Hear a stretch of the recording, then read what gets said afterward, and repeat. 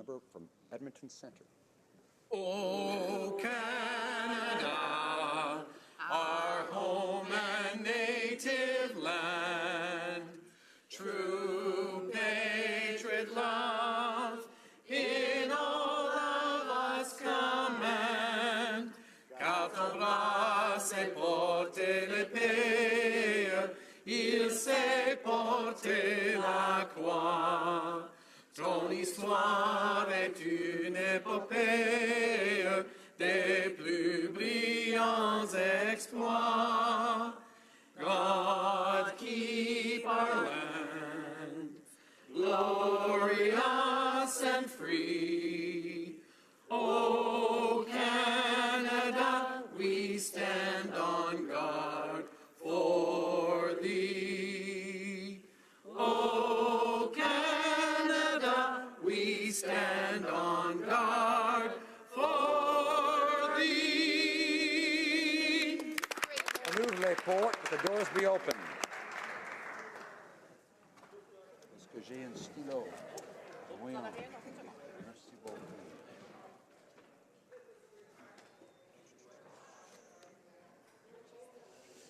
Statements by members. Alors, déclaration de député, the honourable member for Surrey Centre. Mr. Speaker, tomorrow is Guru Nanak's birthday, or Gurpurb as Sikhs call it, and the beginning of 550-year celebrations around the world. Guru Nanak was the founder of the Sikh faith. His message was simple: remember the Creator and connect with Him.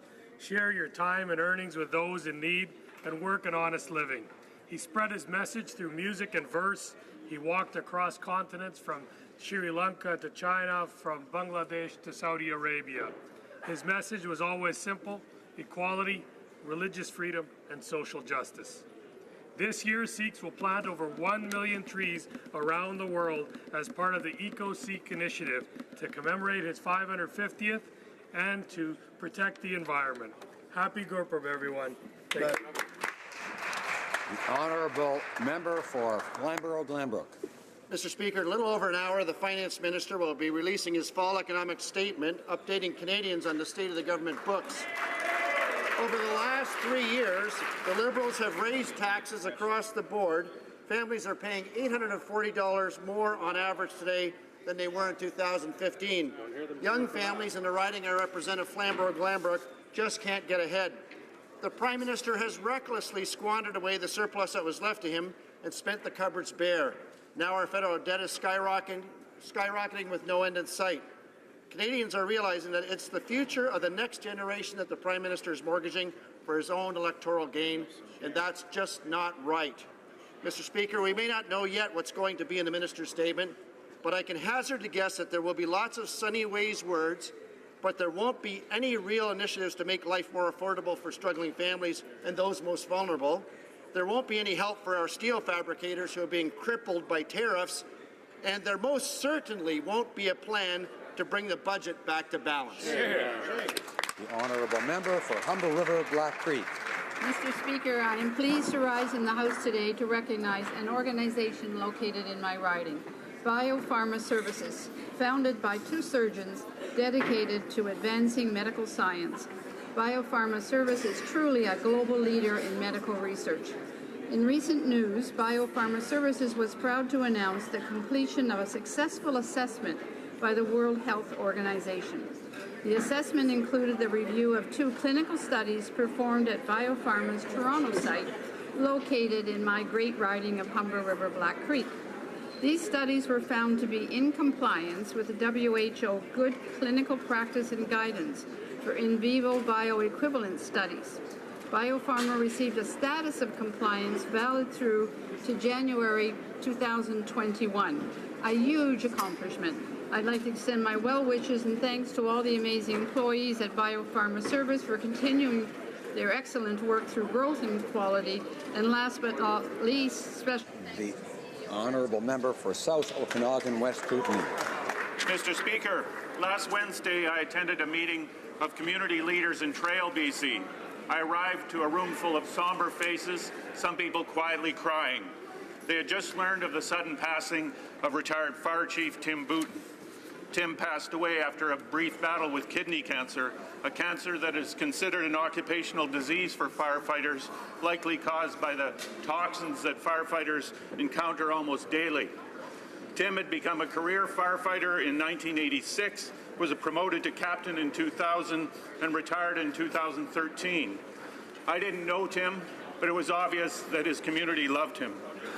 I want to extend my sincere condolences to Tim's family and to his co-workers and many friends who have lost a father and a friend and lost him far too early.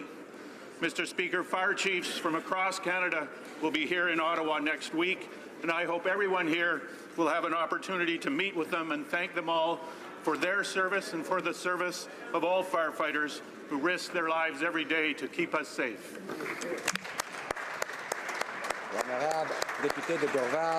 The Honourable Member for Dorval, Lachine-LaSalle. Nanak Sahib Ji's birth will be celebrated across the world.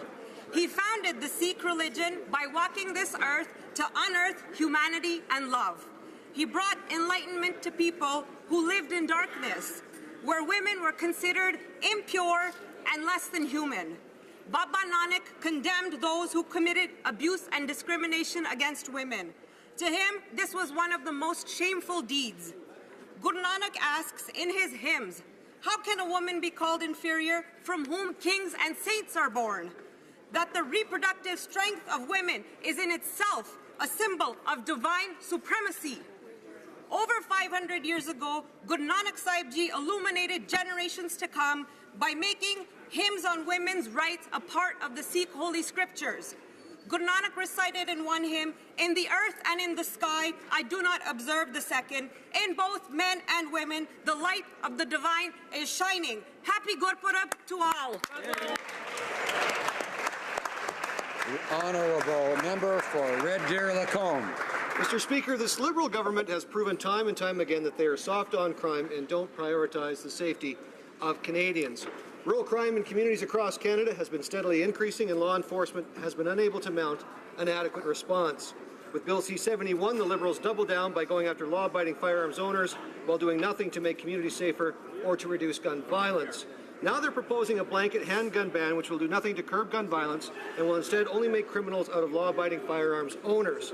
Yesterday, the Leader of Canada's Conservatives committed to getting tough on criminals who use guns to commit violence while respecting law-abiding firearms owners. This Conservative plan will get illegal guns out of our communities and put criminals behind bars for a long time.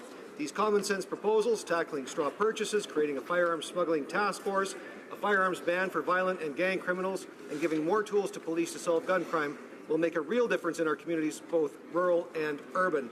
Unlike the soft-on-crime Liberals, the Conservatives have a real plan for a safer Canada. Hear, hear. Honourable Member for Mississauga East Cooksville.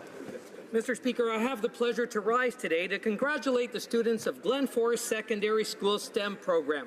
They organized and hosted the 3rd Explore STEM Conference in Mississauga East Cooksville this past week, the biggest science, technology, engineering, and math conference in Canada. I was amazed at what these young people were able to achieve, bringing speakers and students with a passion for STEM from across the country.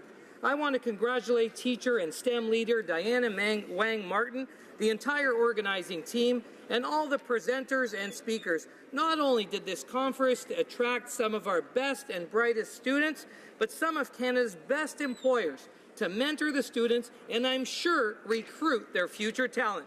Thank you, Mr. Speaker. Honourable Member for Newmarket Aurora. Mr. Speaker, I'm proud to rise today to pay tribute to someone who has been a fixture in Newmarket for the past 18 years. Mayor Tony Van Bynen first ran for the municipal office as a councillor in the year 2000 and was elected as a regional councillor in 2003. He ran successfully for the mayor's chair in 2006 and was re-elected in 2010 and 2014. Tony has always been guided by his love and passion for Newmarket, working hard every day to make our town a better place. He spearheaded projects such as the Magna Centre, the revitalization of Main Street, the creation of Riverwalk Commons, and increased partnerships with South Lake Regional Health Centre. Mr. Speaker, as he heads into retirement, I want to wish Tony congratulations and thank him for his dedication and service to the town of Newmarket. I also want to give a special thanks to his wife, Roxanne. Thank you for sharing Tony with us for all these years. He's all yours now. The honourable member for Lakeland. Mr. Speaker, Ukrainians help build Canada, especially Lakeland. In 1891, they first came to Lamont County, where I grew up, the cradle of Ukrainian settlement in Canada that celebrates the arrival of the first 125 families. In 1903, my father-in-law's family came by train to Innisfree to clear land and plant crops, likely before they built houses, like so many others. By 1930, over 50,000 Ukrainians called Alberta home, the biggest community outside Ukraine. This fall, Lloydminster and Nikopol became sister cities to observe and advance a shared past and future. From churches, festivals, the Ukrainian village, the Victoria settlement near Smoky Lake, the Garlic Dome in St. Paul, to the world's largest pesika in Vegreville, a giant pierogi in Glendon, and kubasa in Mundare, symbols of Ukrainian food, faith, family, language, and culture dot Lakeland. So we remember Holodomor, the communist genocide against Ukrainians, and the people of Medan, who began a movement for a just and free democracy 5 years ago today. Canada can and must fight with Ukraine against ongoing threats and for its sovereignty. Yeah. The honourable member for Vaudreuil-Soulanges. Mr. Speaker, on December 14th, I will have the pleasure of attending an Operation Red Nose Volunteer Evening. This amazing organization is celebrating its 35th anniversary this year. Alcohol and drug-impaired driving takes victims every year, Mr. Speaker, including, unfortunately, during the holiday season. More than 600 volunteers in our region get involved every year to ensure that the residents of Vaudreuil-Soulanges make it home safely. I encourage members of the community to contact them, including using the Operation Red Nose app if and when they or their loved ones need that lift home. All members of our community of Vaudreuil-Soulanges to join me on December 14th at 6 p.m. in Vaudreuil-Dorion for an opportunity to volunteer for Nez Rouge. Mr. Speaker, we know that when our friends and family will return home safely, we all enjoy a more pleasant and joyous holiday season. Thank you, Mr. Speaker. The honourable member for St. Catharines. Mr. Speaker, 2 years ago I rose to shed light on a baseball player worthy of induction into the Hall of Fame, Tim Raines. And while he made it to Cooperstown, there's another former Expo that deserves to be there. Larry Walker played 17 seasons, winning the batting title 3 times, and was the National League MVP in 1997. Undoubtedly, he is the greatest Canadian hitter to ever play the game. Walker had speed, power, incredible patience at the plate, and a cannon for an arm in right field. His case is hurt because his best years were played at Coors Field, but ultimately his case in the Hall should be based on his worth to his team. His 72.7 wins above replacement is higher than Tony Gwynn, Dave Winfield, Vladimir Guerrero, or even Tim Raines, and as such, Walker deserves enshrinement into the Hall of Fame. Though he aspired to be an NHL goalie, Walker's statistics compare well to right fielders throughout baseball history. Mr. Speaker, I call upon the Baseball Writers Association of America to do the right thing and elect Larry Walker into the Hall of Fame. Honourable member for Calgary-Shepherd. Mr. Speaker, yesterday was a historic day. November 20th marked the 56th anniversary of the Soviet Union's pullout of their missiles from Cuba, ending the greatest nuclear threat to civilization. It also marked the 73rd anniversary since the Nuremberg trials began, where high-ranking Nazis faced justice for their crimes. In 1989, it was the start of the Velvet Revolution in Prague, where 500,000 people rallied to call for an end to communism. On November 20th, it also marked 34 years since the Search for Extraterrestrial Intelligence Institute, or SETI, was founded, and so far, no ET. And just as the search for alien life continues, so does the search for the year the budget will balance itself, after the Liberals voted down our Conservative motion to reveal this cosmic mystery in the fall economic statement. Mr. Speaker, the truth is out there.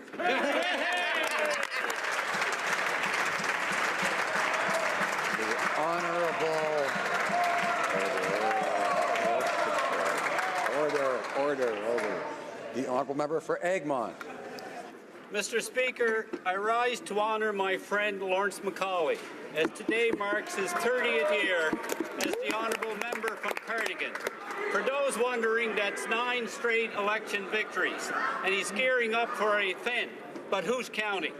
Over the 3 decades he has represented Cardigan, Lawrence has served our country as Secretary of State for Veterans Affairs, Minister of Labour, Solicitor General, and currently as Minister of Agriculture. On behalf of your friends and colleagues in the House, thank you for your 3 decades of tireless work for your constituents as well as all Canadians. I would also like to take a moment to recognize Frances, his wife of 46 years, who we all know is the real campaigner in the family, as well as his daughters Carolyn, Rita, and Lynn. Cher ami, Lawrence. To my dear friend Lawrence, thank you for your good service. I wish you excellent health and the best of luck in the future.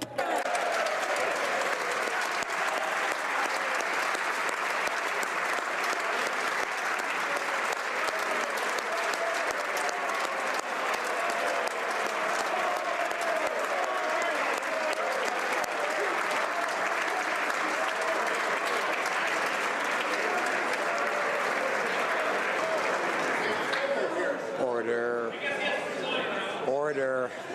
I remind the honourable member for Egmont that we don't use personal names in this place. Of course, the purpose for that is for Malpeck, or rather for Cardigan is retiring. Let's carry on. Order. The honourable member for Hochelaga. Mr. Speaker, the woman I want to honour today, you know well. In fact, quite a few people on the Hill know her, because this great woman, Teresa Kavanagh, has been working here for almost 30 years, more than 20 of which in the NDP Whip's office. If you need information about just about anything, she knows who to call. She worked with MPs and you and I to set up a family room for young parents in this building. She organized events, jogging groups, found just the right offices for our MPs, organized skits for the Christmas party, and that's just a small sample of her accomplishments. I'm not sure how we'll survive without her skills, but we have no choice. She was just elected city councillor for Ottawa's by-ward. We are so proud of her and so thankful for taking just as much care of us throughout the years as she did her 2 boys and spouse. Thank you, Teresa. We'll be following you on Twitter.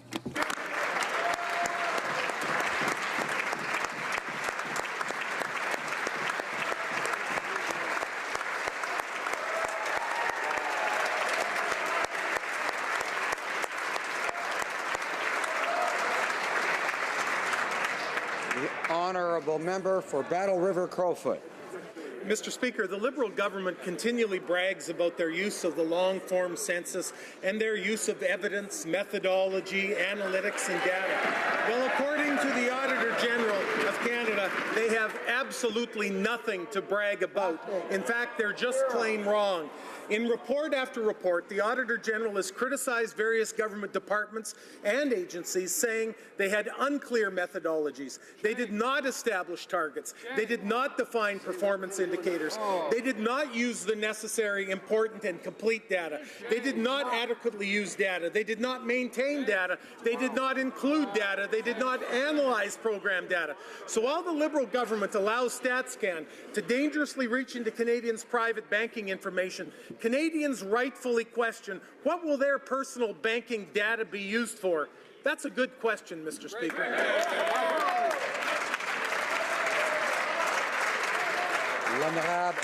The honourable member for Ville-Marie, le Sud-Ouest, Île-des-Sœurs. Mr. Speaker, this year, like every year, a group of women taking part in McGill's Women in House program will come to Parliament to meet with female MPs. The goal of these meetings is to foster women's interest in civic and political engagement. Running for office, there is still much work to be done, and I sincerely hope this experience helps convince some of the women here to put their name on the ballot. The underrepresentation of women in politics is a long-standing issue, but is one we can overcome through effort and with the help of the opportunities offered by programs like McGill Women in House. À toutes les femmes de I welcome all the McGill women participating this year and wish them the very best of success in their endeavours. McGill, it gives me great pleasure to say to these women, this House is yours. I hope to see you in one of these seats, those seats, soon. Go McGill.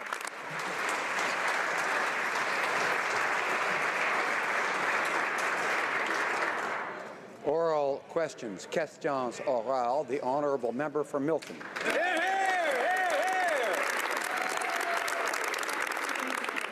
Mr. Speaker, I am again rising in the House today to provide the Prime Minister the opportunity to give Canadians the date by which he'll be balancing the budget. He made many commitments throughout the past number of years indicating that he would return the budget to balance in 2019. Canadians relied upon that in casting their ballot, and they've been proven to be taken for granted. Will the Prime Minister take the chance now and indicate when will the budget be balanced? Right, Honourable Prime Minister. Mr. Speaker, no government in Canadian history ever added more to our national debt than the Conservatives of Stephen Harper. That is a fact, Mr. Speaker. And after 10 years of Stephen Harper, Canadians made a different choice, a better choice, a choice by a government that was there to invest in them, invest in their communities, grow the economy the way we have so that the unemployment is at its lowest in 40 years and our growth was the strongest in the G7 last year. Mr. Speaker, we are investing in Canadians and their future. The Conservatives don't have a plan. A member for Milton. Mr. Speaker, this government doesn't have a clue, quite frankly. The reality is that it's incredibly important to have a budget that's balanced in order to withstand any future issues. The Prime Minister recognized that this was a selling feature for Canadians. He himself said in his own Liberal platform, after the next 2 fiscal years, the deficit will decline, and we will return to a balanced budget in 2019. Mr. Speaker, I will give the Prime Minister another chance. Will he tell us when they will balance the budget? Right, Honourable Prime Minister. Mr. Speaker, for 10 years, the Conservatives racked up deficit after deficit after deficit after deficit. Mr. Speaker, we made a commitment to invest in Canadians and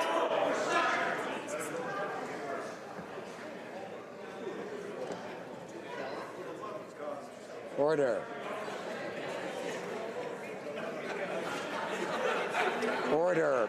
Members on all sides are able to sit through question period, most members on all sides, without reacting to what they hear and don't like. And one can expect to hear things they don't like during question period. And the rest should remember that they have to wait their turn before speaking. The Honourable Prime Minister has the floor. Mr. Speaker, the Conservatives still stubbornly don't get it. Every year we decrease the debt to GDP ratio while at the same time grow the economy and create jobs for Canadians. We are living up to the commitments we made to Canadians. They are stuck in Stephen Harper's past. Member for Milton. It is true, Mr. Speaker, we are stuck on the fact that Canadians were told that the budget would be balanced in 2019, and we're here to ask questions of the government. And if we're stubborn, then the arrogance being displayed by this Prime Minister with respect to breaking promises to Canadians is absolutely shameful. The reality is what he said several times, including to Mr. Mulcair, in a debate was, Mr. Mulcair, I'm looking straight at Canadians and being honest the way I always have. We said we are committed to balanced budgets, and we are. We will balance that budget in 2019.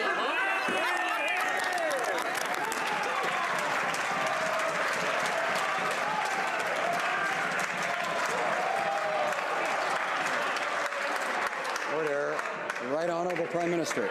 Order. Mr. Speaker, I'm always happy to have an opportunity to remember the 2015 election campaign where Canadians were given a clear choice of a government that was willing to cut to balance the budget at all costs versus a Liberal Party that was willing to invest in Canadians to grow the economy in ways that they hadn't been able to over the longest time.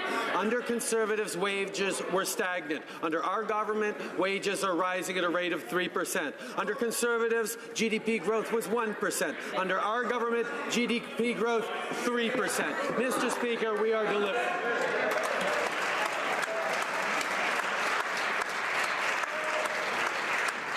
Order. The Honourable Member for St. Albert Edmonton seems to think that he can speak and even bellow in this place without being called upon. I'd ask him to reconsider that opinion, or else he won't be speaking for a while.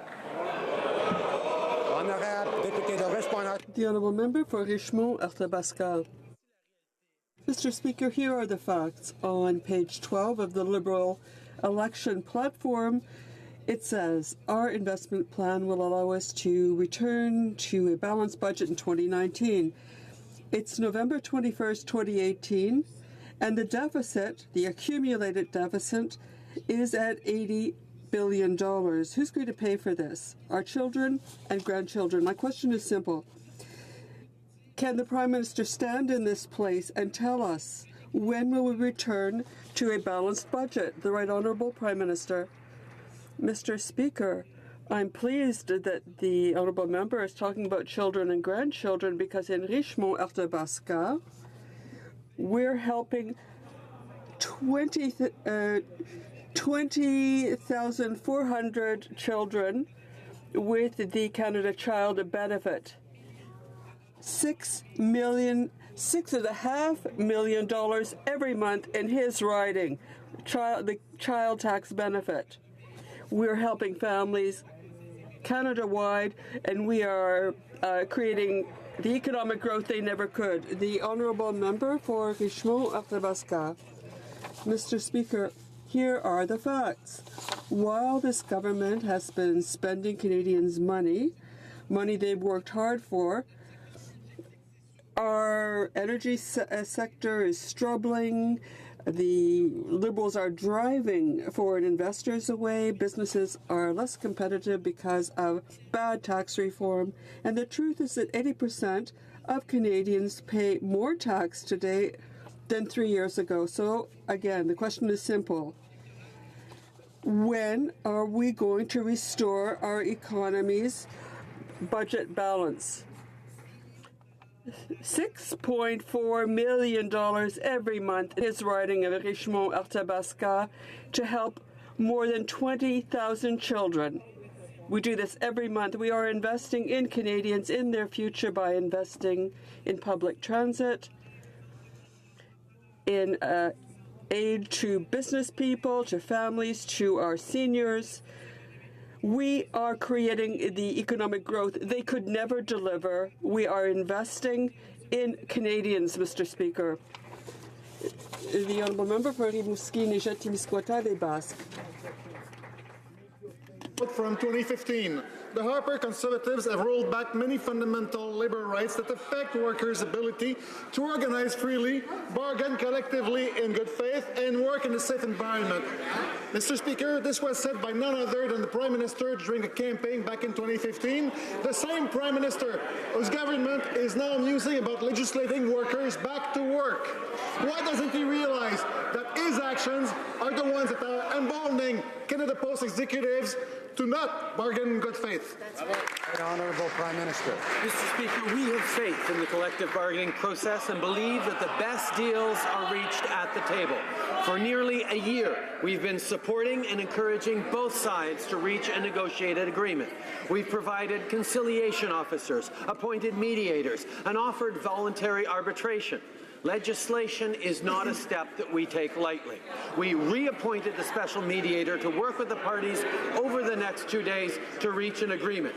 We encourage both sides to reach a deal, but we are prepared to act if there is no significant progress. The Honourable Member. Says that without laughing. You know, si j'étais un progressiste, if I was a progressive on the Liberal benches, I'd be asking some pretty serious questions about how I could support legislation that would take away any balance of power between workers and management, that would allow Canada Post to not negotiate in good faith, and which would show that they were ready to do anything to please giants like Amazon and eBay. Where are the fine words of the Prime Minister when it comes time to bargain fairly? Where is his backbone when it comes to demanding that Canada Post negotiate fairly, the Prime Minister? Mr. Speaker, we believe profoundly in collective bargaining, and we are convinced that the best agreements come at the bargaining table, the negotiating table. We are encouraging both parties to bargain and to come to an agreement. We do not take legislation lightly. We hired an arbitrator to work with both parties. We hope that they will come to an agreement, but we are ready to act if necessary. The Honourable Member for Jonquière. Mr. Speaker, The accumulation of mail that Canada Post is talking about is really exaggerated. In Toronto, there are 70 trailers of mail and not hundreds, as Canada Post claims. There are 6 in Hamilton, 2 in Halifax, 15 in Moncton, and all this can be delivered in a few days. Canada Post is creating an artificial crisis, and the government is taking the bait. Why doesn't the Labour Minister protect workers' security? Why is the government siding with management rather than with postal workers? The Right Honourable Prime Minister. Mr. Speaker, we have been working in partnership with unions countrywide to show that a government can respect them and can consider that they are essential for the growth of the middle class and for those aspiring to join it. We respect unions. We have always worked with unions. We know that the best way to deal with differences is at the bargaining table. We hope that we will come to an agreement. We hope they come to an agreement, but we're ready to act if they don't. Mr. Speaker, despite it being unconstitutional, the Liberals placed back-to-work legislation on notice yesterday, thereby destroying any incentive for Canada Post to negotiate seriously. The Prime Minister rationalizes this by saying Christmas and important shopping days are coming. What message is he giving to thousands of CUPW workers whose physical health, mental health, and families are compromised because Canada Post refuses to negotiate fairly? Mr. Speaker, how is this Prime Minister any different from Stephen Harper? Hear, hear. The Honourable Prime Minister. Mr. Speaker, we have transformed the relationship between the Government of Canada and organised labour across this country. We have engaged in a thoughtful, positive way. I've been proud to attend many meetings with a broad range of labour groups over the past years. We continue to build on this important partnership, important for us, important for labour, and important for Canadians as well, Mr. Speaker. We will continue to respect and work with organised labour. We will continue to ensure that there is every opportunity to solve these challenges at the bargaining table, which is the right place for them. But we are, Mr. Speaker, ready to act if necessary. L'honorable député. The Honourable Member for Louis Saint-Laurent. Mr. Speaker, 3.5 years, the Liberal leader came up with a really novel economic theory, and I quote, "As you know, a budget will balance itself." I don't think there's anyone in the world who would have really adopted this theory, and for a reason. Now, over the last 3 years, he was able to practice this budget balance. So, when will the budget be balanced? The Right Honourable Prime Minister. Mr. Speaker, we have no lessons to learn from the previous Conservative government who added billions of dollars to our national debt than any other government, more than any other government in the history of Canada, deficit after deficit when they governed. And the worst, Mr. Speaker, very little growth of the economy, very little job creation. We have invested in Canadians, in communities. We've created jobs, economic growth. Our plan is working to help the middle class. The Honourable Member. Mr. Speaker, no one on planet Earth will believe the theory the budget will balance itself. So it was supposed to be $10 billion the first year, but then it was $18 billion. Second year, $10 billion, and then $17 billion. But they swore on their honor that in 2019 they would return to a balanced budget. We're not too far from there. When will the budget be balanced? The Right Honourable Prime Minister. Mr. Speaker, our approach is the complete contrary of the previous Conservative governments. They gave benefits, advantages to the richest. We are investing in the middle class, so we are helping children, families, our seniors, business people. We have brought down tax on businesses. We are investing in the middle class, and this is working to create economic growth. They have no plan to create economic growth. He goes again insulting the people on whom he wants to raise taxes. Of course, he said that soccer moms and hockey dads were too rich, and that's why he needed to take away their children's fitness tax credits. He said farmers and small business owners were rich tax cheats, and that's why he needed to attack them, meanwhile protecting his own trust fund and the family business of the finance minister. Despite all of the revenue windfall from his higher taxes, the deficit is 3 times what he promised this year. Will he tell us in what year will the budget be balanced? Honourable Prime Minister. Over $4 million a month.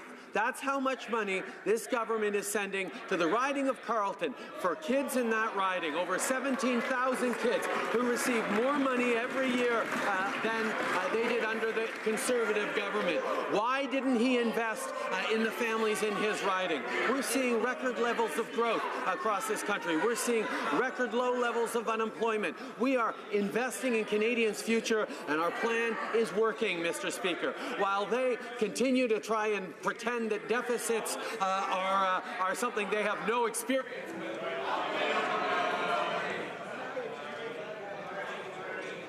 Order. The honourable member for Carleton. Well, Mr. Speaker, when we introduced the child care benefit, we had a balanced budget, and when we boosted the child care benefit, we had a balanced budget. And furthermore, we did so without raising anyone's taxes.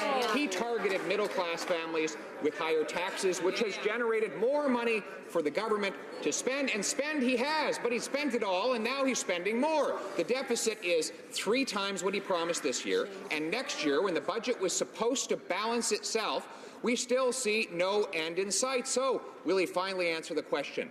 When will the budget balance itself? Honourable Prime Minister. Mr. Speaker, the member opposite talks about contrasting their approach to family benefits to the Canada Child Benefit. Well, let's look at that. Their approach continued to send child benefit checks to millionaire families. We stopped sending it to wealthiest Canadians so we could give more to the ones who actually needed the approach.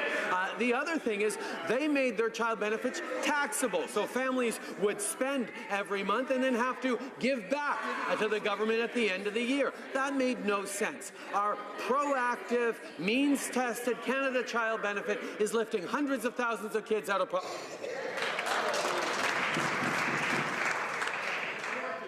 Honourable member for Carleton. The only millionaire that's getting taxpayer-funded childcare benefits is this Prime Minister, sitting right in front of us, who gives himself tens of thousands of dollars a year in free nanny services that every other Canadian has to pay for out of their own pocket. Those families understand, because they know how to balance their family budgets, that budgets don't balance themselves. This Prime Minister has never had to worry about money, so he doesn't worry about Canadians' money. Well, Canadians are worried. Tell them, when will the budget be balanced? Right Honourable Prime Minister.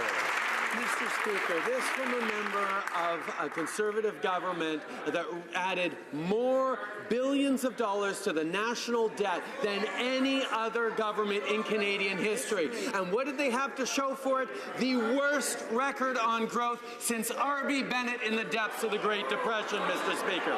What have we done? We've invested in Canadians the way we promised to in the last election. We've invested in infrastructure. We've given more money to families who need it, and it has delivered real growth for the Canadian economy, growth in wages, growth in jobs. We are delivering what we committed to Canadians. Honourable member for Carleton.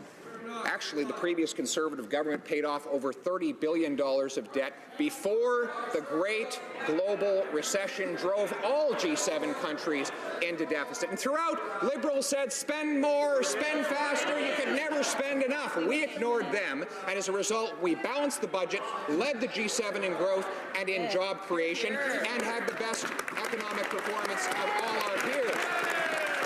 Back to the question, when will the budget be balanced, Mr. Prime Minister? When will the budget be balanced?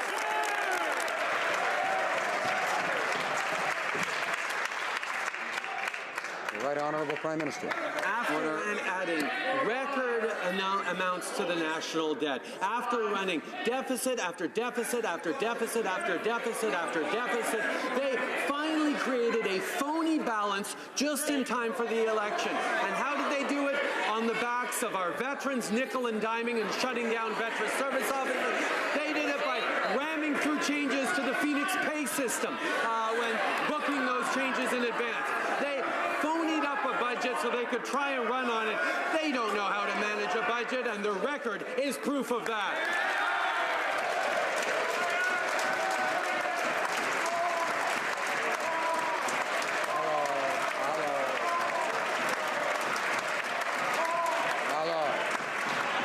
Order, please.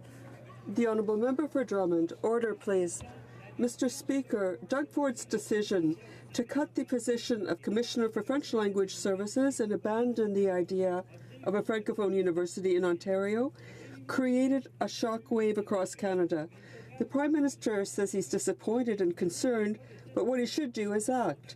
The Liberals are saying that they're there for Franco-Ontarians. What are they going to do?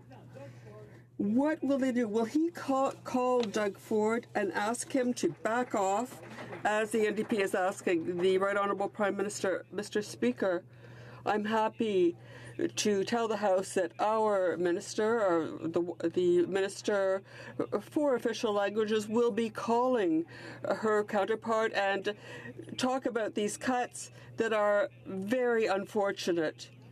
We feel that official language status is important across the country. We have always supported minority language communities. We encourage every member of this House to push the Ford government to change direction. For Timmins, James Bay. Monsieur le Président, Doug. Mr. Speaker, Doug Ford and the Conservative Party have shown just how ignorant they are about the history of resistance and the history of the fight for the rights of Franco-Ontarian communities. The attack against the French Language University is an attack on the rights of Francophones everywhere in Canada. Will the Prime Minister call Doug Ford directly and defend this institution and guarantee federal funding to develop a French language university in Ontario? The Right Honourable Prime Minister. Mr. Speaker, now, I can't think of the defense of Franco-Ontarian rights without thinking of our dear colleague Maureen Bélanger, who was such a defender of Franco-Ontarian rights and language minority rights. If he were here today, he would be the first to defend the rights of Francophones. And we are as one with him in defending the rights of Francophones, for defending French language minorities against conservative cuts.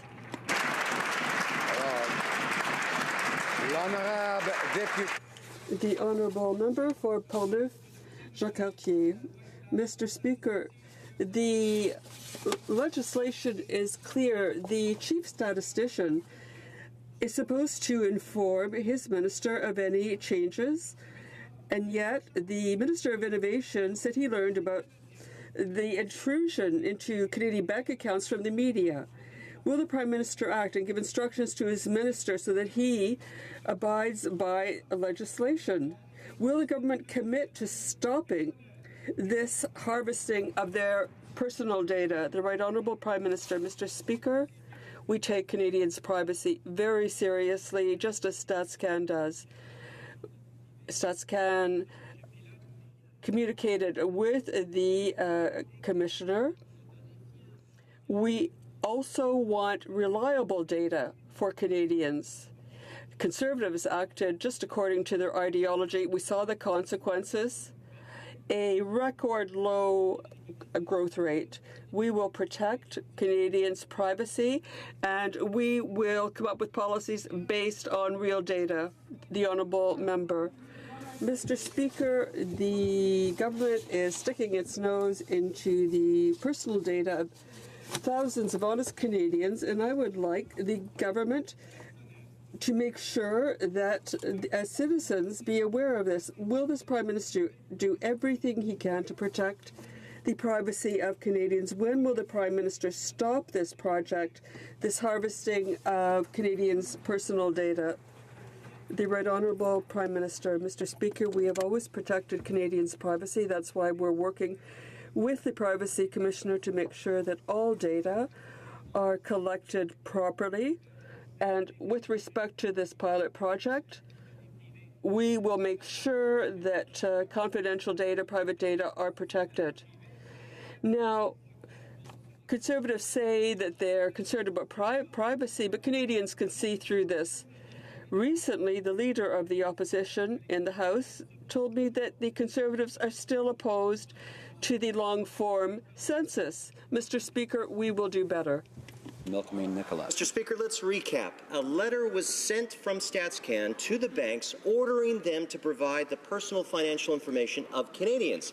This letter went out before any notification was made or any plans were made public. StatsCan appears to have broken the law, and this Prime Minister needs to step in and fix it. Will the Prime Minister fix this mess and cancel this program? Right Honourable Prime Minister. Mr. Speaker, we take the privacy of Canadians very seriously, and we expect Stats Canada to as well. In fact, Statistics Canada has been engaged with the Privacy Commissioner in regards to this pilot project, which has not yet been launched. We also understand the importance of quality and reliable data to Canadians. During 10 years, Conservatives ignored data and governed only through ideology. We witnessed the consequences: historically low economic growth while they were in power. We will continue to protect the privacy of Canadians and promote evidence-based policy. Honourable Member for Central Okanagan, Similkameen Nicholas. Mr. Speaker, he says we're ignoring the data, but the fact is he's ignoring the question. The law says that the minister must be told of any mandatory requests for data by Statistics Canada 30 days before it's made. It also says that any new request must be made public. According to the minister, he found out about this scheme to surveil Canadians from media reports. It looks as if StatsCan violated the law. Will this Prime Minister finally listen to the concerns of Canadians and cancel this unauthorized scheme? Right Honourable Prime Minister.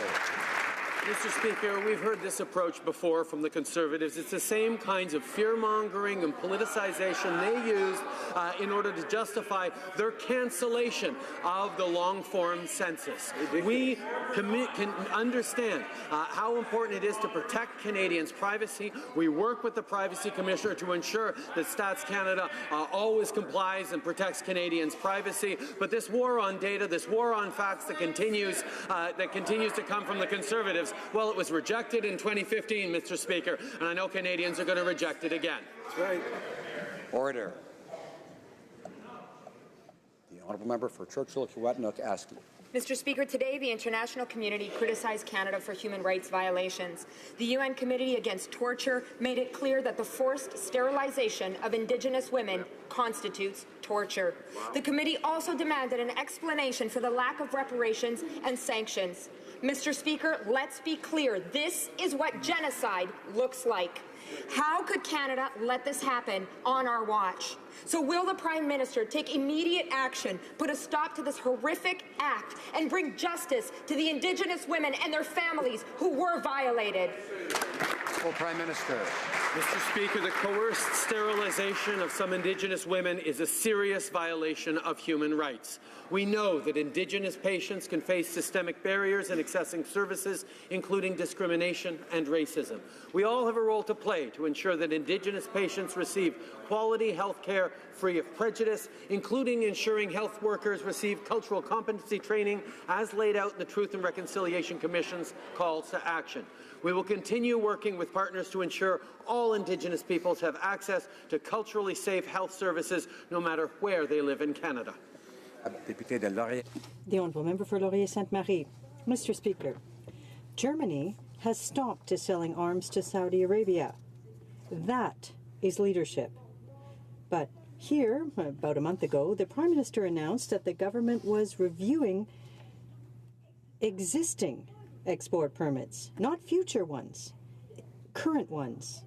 So, could the Prime Minister inform the House on the status of this review of current arms export permits to Saudi Arabia and tell us when we can expect a decision? The Right Honourable Prime Minister.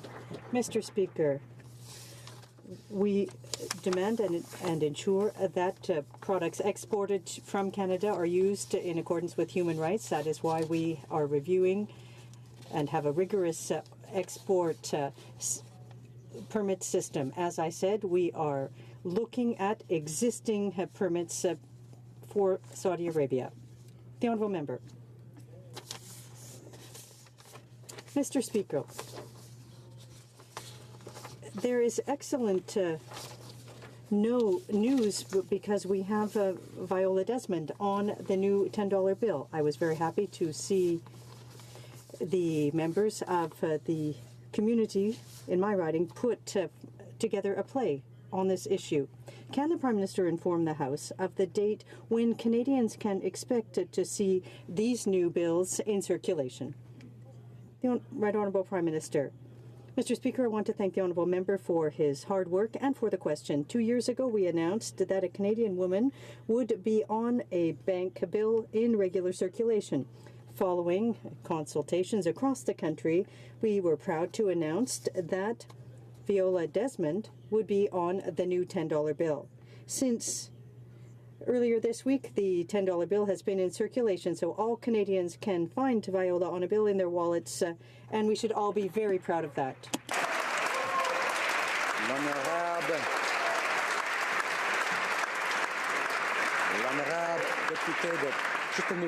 The Honourable Member for Chicoutimi-Le-Fjord. Mr. Speaker, the Australian F-18s will be a burden on the Royal Canadian Air Force and all Canadians, all taxpayers. The Liberals invented the capability gap. It never existed. According to the Auditor General, the Liberal plan to buy Australian F-18s, the used ones, will have a minimal impact on the Air Force fighter jet program. When will the government cancel this unnecessary purchase? Mr. Speaker, first of all, I want to thank the Auditor General for the recommendations made. The report confirms what we always knew. Conservatives mismanaged the file and misled Canadians. The report confirms the existence of a capability gap created under the Conservatives. We will not jeopardize our ability to honor our commitments to NORAD and NATO. That is why we launched an open, transparent competition with a view to replacing the aging CF-18 fleet, something the Conservatives didn't succeed to do in a decade. Kirk Interlake Eastman. Well, Mr. Speaker, no one believes this Prime Minister for a second. This is the guy that pulled our CF-18s out of the fight against ISIS and now wants to fly them around like we're dealing with a Cuban Missile Crisis. The Auditor General trashed this Prime Minister's fighter jet plan. Instead of following the Auditor General's recommendations and scrapping his outrageous plan to buy old, obsolete Aussie jets, the Prime Minister betrayed our Air Force by rushing out to finalize the deal. Will the Prime Minister stop spending billions to keep our aging fighter fleet on life support, cancel this asinine Australian deal? The Right Honourable Prime Minister. Mr. Speaker, I want to thank the Auditor General for his important recommendations, which actually confirm what we have always known. The Conservatives mismanaged the Jets file and misled Canadians for more than a decade. The report confirms the existence of a capability gap which started under the Harper Conservatives. Unlike the Conservatives, we will not compromise our ability to meet our NATO and NORAD commitments. That is why we launched an open and transparent competition to replace the aging CF-18s, something the Conservatives couldn't get done in a decade. A member for Aurora, Oak Ridges, Richmond Hill. Mr. Speaker, Canadians must have confidence in the security of the nation. To earn that confidence, the government must reassure Canadians that the highest authorities in the country, ministers of cabinet, protect the information with which they are entrusted.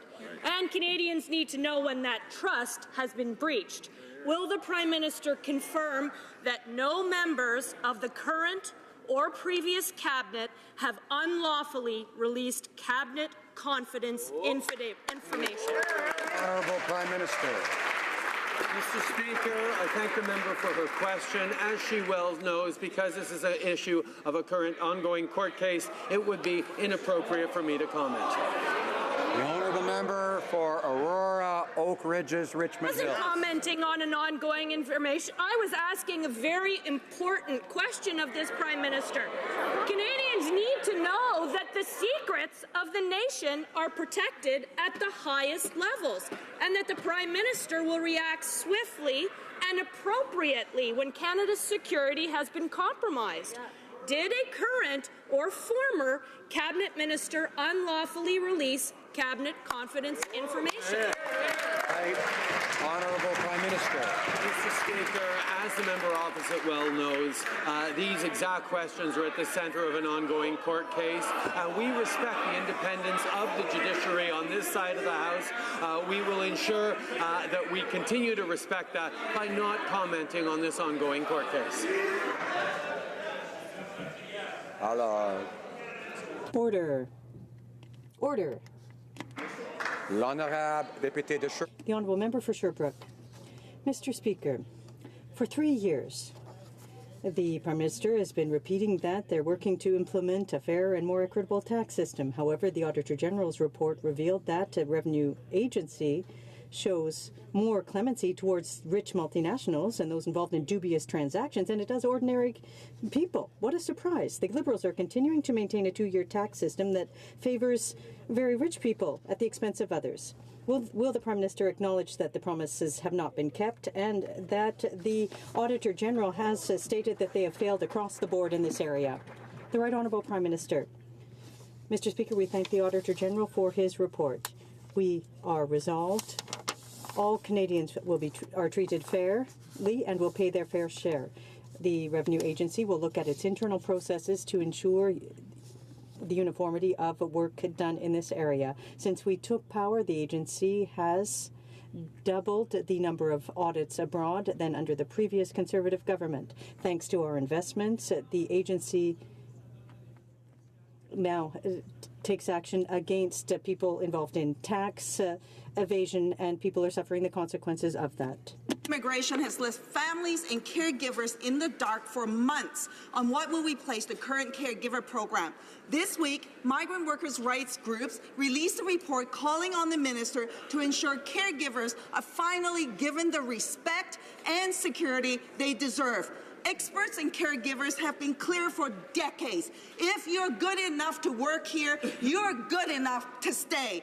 No more delay tactics. Will the Prime Minister do what is right and commit to providing caregivers permanent resident status on arrival? Honourable Prime Minister. Mr. Speaker, we are proud of the improvements and reforms we've made to the immigration system to make it fairer, to make it better, respect the rights and protect the rights of anyone coming to Canada. We recognize that there's more work to do, but we also need to make sure that we are maintaining the confidence that Canadians have in our immigration system. That is why our Immigration Minister is working so hard with a broad range of immigration and advocacy groups to respond to their concerns, to make Canada's immigration system continue to be the example to the world that it is. Honourable député de Charles. The Honourable Member for Charlebourg-Haute-Saint-Charles. Mr. Speaker, borders exist for a reason. They keep Canadians safe and promote orderly, planned migration. The Conservatives are opposed to Canada signing the UN Global Pact on Migration because the Prime Minister has allowed some 38,000 people to illegally enter Canada from the U.S., thereby degrading our borders and asylum system. Will the Prime Minister commit to fixing this agreement with the safe third country, and will it withdraw from the UN Global Pact on Migration? The Honourable Prime Minister. No, Mr. Speaker, we will not be withdrawing from the UN Global Pact on Immigration. It's essential to continue to show respect for immigration, our understanding that immigration and accepting refugees must be done. We are a country that has been built on accepting people who came here to build a better life. We have a population that supports immigration because they know that we have a robust and safe system, even with irregular crossings, we continue to enforce our immigration policies. Yeah. Except people who have reached the safety of upstate New York are not the world's most vulnerable people, Mr. Speaker. The UN Global Compact on Migration directs the countries to, quote, sensitize media on what to say with regard to immigration. Now, and given that this Prime Minister disparages, name calls, bullies anyone who dares to question his severe inability to manage Canada's borders or manage the integrity of our asylum system, Conservatives oppose the signing of this agreement. Will the Prime Minister withdraw Canada from this agreement and close the loophole in the Safe Third Country agreement? Prime Minister. Mr. Speaker, the world is seeing unprecedented levels of men, women, and children displaced by war and by persecution. Our government is proud to have taken a leadership role on the Global Compact. This is the first time the international community has worked together to develop a comprehensive set of principles to better manage this phenomenon. It is disappointing to see the Conservatives engage in peddling rebel media conspiracy theories while we work with the international community to protect our robust immigration system. Honourable member for Calgary Rocky Ridge. Well, Mr. Speaker, the Auditor General confirmed what Canadians have known for years, that tax rules aren't applied fairly. He said, quote, the Canada Revenue Agency did not consistently apply tax rules, even though the taxpayer's Bill of Rights includes the right to have the law applied consistently, end quote. The report also said that those with offshore transactions were given special breaks that are denied to ordinary Canadians.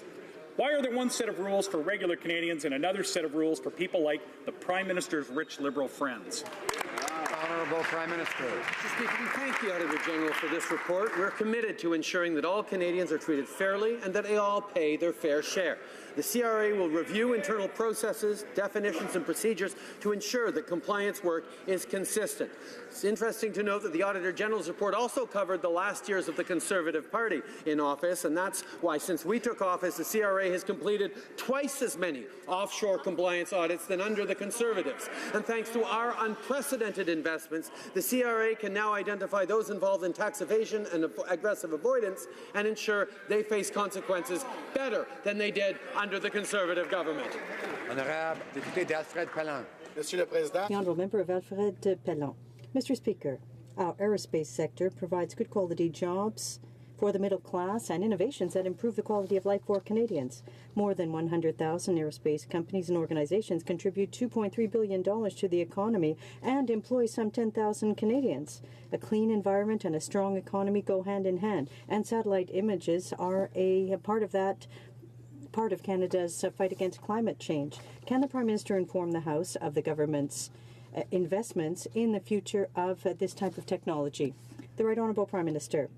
I'd like to thank the member for Alfred Pellan for his work and for his support for these industries in his region. We are proud to announce some $13 million to North Star Earth and Space. The funds will enable North Star to revolutionize the way we see the world. Better satellite images will improve weather forecasts, monitoring in the event of industrial or ecological disasters. North Star is a stimulating example of an innovative Canadian startup, and our investment will continue to maintain Quebec's place in the forefront of cutting-edge technology. For Sarnia Lambton. Mr. Speaker, the safety of the food that Canadians eat should be a top priority for any government. Cases of E. coli have been occurring for over a month in Canada by people who consume romaine lettuce. Just now, the Centre for Disease Control and Prevention in the United States has ordered grocery stores to pull this contaminated product. It took over a month for the Liberals just to inform Canadians that the lettuce they're eating might not be safe. Why haven't the Liberals issued a recall to protest or to protect the Canadians? Right Honourable Prime Minister. Mr. Speaker, protecting the health and safety of Canadians is our government's top priority. We are collaborating with provincial health authorities as well as the Centers for Disease Control and Prevention and the FDA in the United States to investigate the outbreak of E. coli infections linked to romaine lettuce in Ontario and Quebec. People in Ontario and Quebec should avoid eating romaine lettuce and salad mixes containing romaine lettuce until the cause of contamination is known. We will continue to keep Canadians informed as new information becomes available. The Honourable Member for Abitibi-Témiscamingue. Mr. Speaker, when the Prime Minister came to my riding, several stakeholders told him directly just how important it was to maintain the night service at the Flight Information Station at the Rouen airport, even if NAVCAN recommended closing it. Now, the Minister of Transport told us that he's requested a new study, but NAVCAN has made its decision and is saying it's only holding additional consultations. Will the Prime Minister acknowledge this is a public safety matter and maintain night service at the airport? The Right Honourable Prime Minister. Thank you, Mr. Speaker. I was very happy to go to Rouen-Noranda and to hear directly from people there.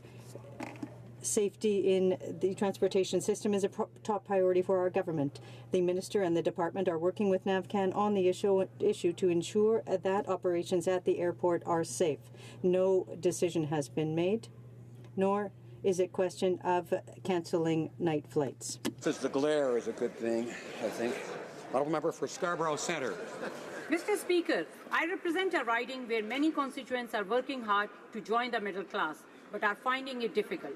The cost of everything from food to rent continues to rise, and wages don't always keep pace. They need to make difficult choices every day. They work hard, but find it challenging to get ahead. Can the Prime Minister please explain how the government's poverty reduction strategy will help families like those in Scarborough Centre? Good question. Right Honourable Prime Minister. I want to thank the member for Scarborough Centre for her hard work and for speaking up on behalf of Canadians working hard to join the middle class. We have invested $22 billion in the fight against poverty, and programs like the Canada Child Benefit and more generous benefits for seniors have helped lift 650,000 Canadians out of poverty. We know there's still more to do. We indexed the CCB. We're introducing the Canada Workers Benefit and the Canada Housing Benefit. And we have a plan for achieving the lowest level of poverty in Canada's history.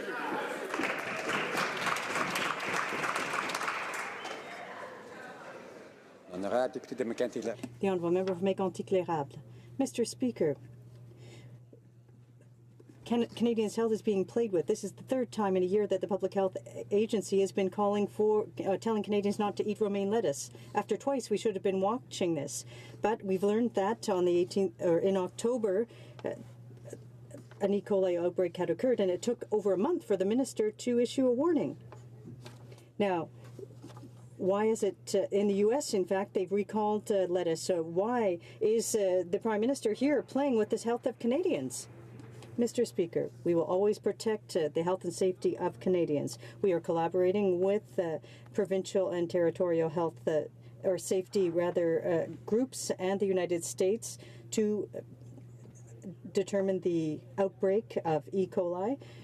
People in Ontario and Quebec should avoid eating romaine lettuce and salad mixes until the cause of the contamination is known. We will continue to keep Canadians informed of the situation. The Honourable Member for Beauce. This government has been unable to solve the illegal migrants crisis. It plans to increase by 40% the number of immigrants we accept.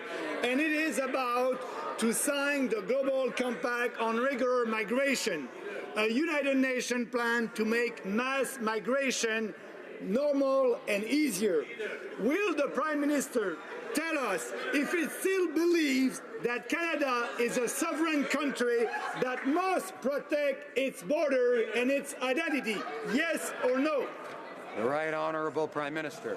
Mr. Speaker, Canada is extraordinarily fortunate to be one of the few places in the world these days whose citizens are, for the most part, positive towards immigration.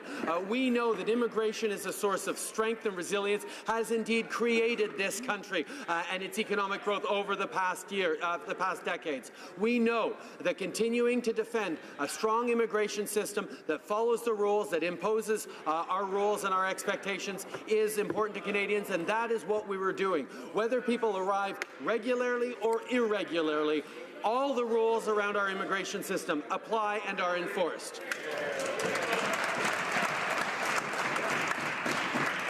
This will conclude question period for today.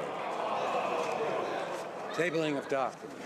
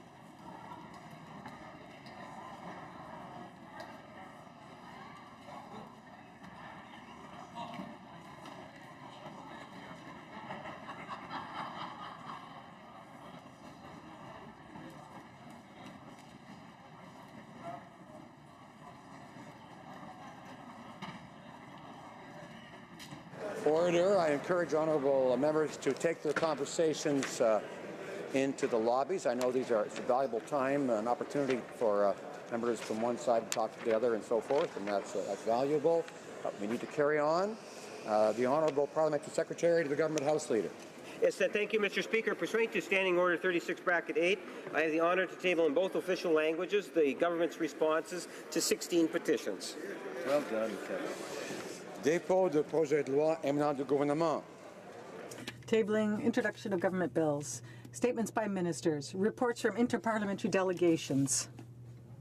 The Honourable Member for Yukon. For subsection 1, I have the honour to present to the House in both official languages a report of the Canada-Europe Parliamentary Association respecting its participation at the 13th Conference of Parliamentarians of the Arctic Region and the meeting of the Standing Committee of Parliamentarians of the Arctic Region in Inari, Finland from September 16 to 19, 2018. Presenting reports from committees, the Honourable Member for Brome-Missisquoi.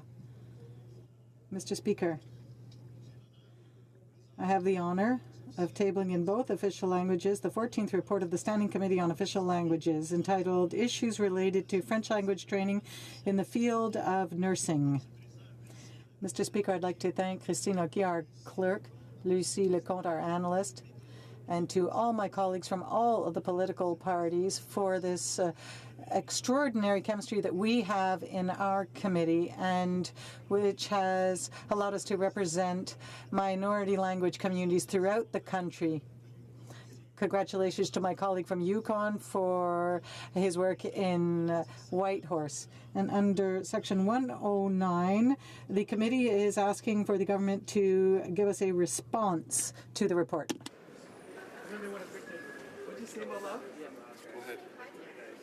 Mr. Speaker, I have the honour to present in both official languages the 12th report from the Standing Committee on National Defence in relation to Supplementary Estimates A 2018-2019. The Honourable Member for Pitt Meadows, Maple Ridge. Monsieur le Président, j'ai l'honneur de présenter dans les deux langues It gives me great pleasure to table in both official languages the 13th report of the Standing Committee on Industry, Science and Technology entitled Supplementary Estimates 2018-2019. Honorable Député de Yukon. Honourable Member for Yukon. Mr. Speaker, it gives me great honour to table in both official languages the 77th report of the Committee on Procedure and House Affairs on Supplementary Estimates A 2018-2019. Honourable Member for York Centre.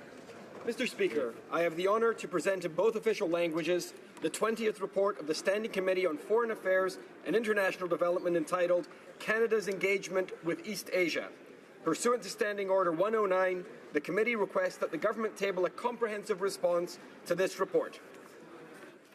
I also have the honour to present in both official languages the 21st report of the Standing Committee on Foreign Affairs and International Development entitled Strengthening the Canadian Consular Service Today and for the Future. Pursuant to Standing Order 109, the committee requests that the government table a comprehensive response to this report. Thank you. Introduction of private members' bills. First reading of Senate public bills. Motions. Presenting petitions. Présentation de pétition. Honourable Member for Salaberry-sur-Oise. Thank you, Mr. Speaker. I have 3 petitions to table today, all signed by citizens of Salaberry-sur-Oise. The first is a petition on local food. Citizens of Canada are encouraging local purchases of food to encourage local producers and the economy in these regions. And this also reduces lengthy transportation and greenhouse gas emissions. It calls upon the Government of Canada, under Public Works, to have a local food procurement policy. I have a second petition on climate change that calls on the Government of Canada to not buy pipelines because Canada will spend billions of dollars, that pipeline expansions increase greenhouse gas emissions, and makes it impossible to reach our international climate change targets. So the petition calls on the Government of Canada that rather than spend money on subsidies for fossil fuels, that it invest instead in sources of clean and renewable energy that will lead to sustainable products and conditions for workers now and in the future. And the last petition, Mr. Speaker, calls on the government to have a plastic strategy. Plastic is in oceans, lakes, rivers, and other waterways, and seriously pose a threat to ecosystems, communities, and sensitive people. And so the petition calls on the government to draft a national strategy to tackle plastic pollution, to work with the provinces and the municipalities and communities and Indigenous groups to develop a national plastic strategy. Thank you, Mr. Speaker. The Honourable Member for Chambly. I have two petitions to table today. The first comes from a citizen from my riding, signed by citizens from the same, that calls on the government to condemn the illegal arrest of a Canadian citizen for practicing Falun Gong and calls for the immediate release and unconditional release of that citizen, Ms. Kangson.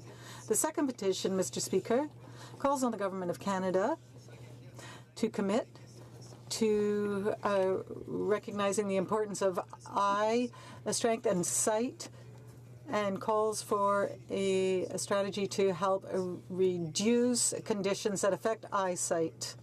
Thank you, Mr. Speaker. Whitlam. Mr. Speaker, I'm honored to table petition E1736, initiated by Carol Todd in my constituency.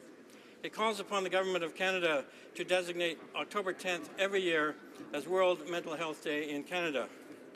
World Mental Health Day is observed on October 10th each year to raise awareness of mental health issues, to advocate to end the social stigma of mental health, and to mobilize efforts in support of mental health. Mental health affects all Canadians at some time in their lives, through a family member or a friend. In any given year, 1 in 5 Canadians experiences a mental health illness or addiction problem, and by the time Canadians reach 40 years of age, 1 in 2 have or have had a mental illness. Almost 1 in 10 adults will have gone through a major depression at some point in their lives, and the total number of 12 to 19-year-olds in Canada at risk for developing depression is a staggering 3.2 million. Canadian youth who experience early adversity such as childhood trauma are more likely to develop mental health problems of all severities. Thank you, Mr. Speaker. Honourable Member for Port Moody Coquitlam. Thank you, Mr. Speaker. I rise to enter a petition to the House of Commons called Save Wild Salmon. Petitioners, mostly from Vancouver Island, call on Canada, or say that Canada, in British Columbia in particular, is well positioned to become a world leader in closed containment salmon aquaculture, and Canada needs to invest in safe, sustainable industry, protect Pacific wild salmon, maintain employment, develop new technologies, jobs, and export opportunities. The petitioners call on the Government of Canada to immediately transition this industry to safe, land-based, closed containment. Thank you, Mr. Speaker. The Honourable Member for Saanich Gulf Islands. Thank you, Mr. Speaker. It's an honor to rise in the House today to present a petition from residents within my constituency calling on the Minister of Justice to take steps to protect animals in laboratories, to bring Canada in line with other industrialized countries that require licensing and regulation of scientific laboratories and other centers in which animals are held, to move towards eliminating cruelty towards animals. Thank you, Mr. Speaker. Honourable Member for Langley Aldergrove. Thank you, Mr. Speaker. I'm honored to present a petition today. This is from Canadians that are highlighting the fact that the Canada Summer Jobs Program applications are about to be sent out by the government. They're asking that this year that their charter rights under Section 2 of freedom of religion will be protected, that there will not be an attestation requirement in this year, that the government will act like a democratic government. Thank you. Any petitions placed on testament? The Honourable Member for London Fanshawe. Well, thank you very much, Mr. Speaker, and I have two petitions. The first is from petitioners who are in support of postal banking, and they point out to the government that nearly 2 million Canadians desperately need an alternative to payday lenders because of the crippling lending rates that affect the poor, marginalized, rural, and Indigenous communities most. We have 3,800 Canada Post outlets already in rural areas where there are few or no banks. And these outlets have the infrastructure to make a rapid transition to include postal banking. And therefore, the petitioners call upon the Government of Canada to create a committee to study and propose a plan for postal banking under Canada Post Corporation. And my second petition, Mr. Speaker, is in support of the Thames River system. And as the House will recall, the previous government stripped environmental regulations covered in the Environmental Navigable Waters Act, leaving hundreds of rivers vulnerable. The ecology of the Thames River is very much at risk, and because the Liberals failed to keep their promise to reinstate environmental protections gutted in the original Act, the petitioners call upon the Government of Canada to support my bill, C-355, which commits government to prioritizing the protection of the Thames River by amending the Navigational Protection Act. Thank you, Speaker. Presenting petition, présentation de l'honorable député de Saint-Hyacinthe-Bagotte. The Honourable Member for Saint-Hyacinthe-Bagotte. Thank you, Mr. Speaker. I have here several petitioners who are asking the Government of Canada to maintain the supply management system in its entirety, because the sector, the dairy sector, is important for Saint-Hyacinthe-Bagotte and all of Quebec. Almost 85,000 jobs, both direct and indirect. It's crucial that we maintain the supply management system, and we ask the Government of Canada to make sure that it is maintained in its entirety in the various trade agreements signed by the Government of Canada. Thank you. Petitions and petitions. Questions in the order paper. The Honourable Parliamentary Secretary to the Government House Leader. Yes, Mr. Speaker, if a revised response to question 1952, originally tabled on November 19, 2018, could be made an order for return, this return would be tabled immediately. And then furthermore, Mr. Speaker, I would ask that remaining questions be allowed to stand. Is it the pleasure of the House that the aforementioned questions be made orders for return and that they be tabled immediately? Agreed and so ordered. Is it the pleasure of the House that the remaining questions be allowed to stand? Agreed and so ordered. Notices of motion for the production of papers. The Honourable Parliamentary Secretary. Yes, Mr. Speaker, I would ask that all notices of motions for the production of papers also be allowed to stand at this time, please. Orders of the day. Orders of the day. Sorry, is it agreed? Agreed. Orders of the day. Orders of the day, government orders, government bills, comments. Debate and report stage of Bill C-81, the Ministry of Public Services and Procurement and Accessibility regarding Accessible Canada Act. Okay. There being no motions at report stage, the House will now proceed without debate to the putting of the question on the motion to concur in the bill at report stage. Ms. Qualtrough, seconded by Mr. Sohi, moves that Bill C-81, an act to ensure a barrier-free Canada as amended, be concurred in at report stage. Is it the pleasure of the House to adopt the motion? On division? On division. On division. Carried on division. When shall the bill be read a third time? Now? Now. Ms. Qualtrough, seconded by Mr. Sohi, moves that Bill C-81, an act to ensure a barrier-free Canada, be now read a third time and do pass. Debate. The Honourable Minister of Public Services and Procurement and Accessibility. Thank you, Mr. Speaker. It's a great honour to stand in the House of Commons for the third reading and debate of Bill C-81, the proposed Accessible Canada Act. J'ai le grand honneur de prendre la parole. I have the great honour to speak at third reading of Bill C-81, an act to ensure a barrier-free Canada. It's without any doubt a game-changing piece of legislation for Canada, especially for Canadians with disabilities. It sends a strong message. Our government is taking action to advance accessibility and inclusion. We are leading the way to make Canada a barrier-free country for everyone. I'm very proud of all the work we've done in getting Bill C-81 this far.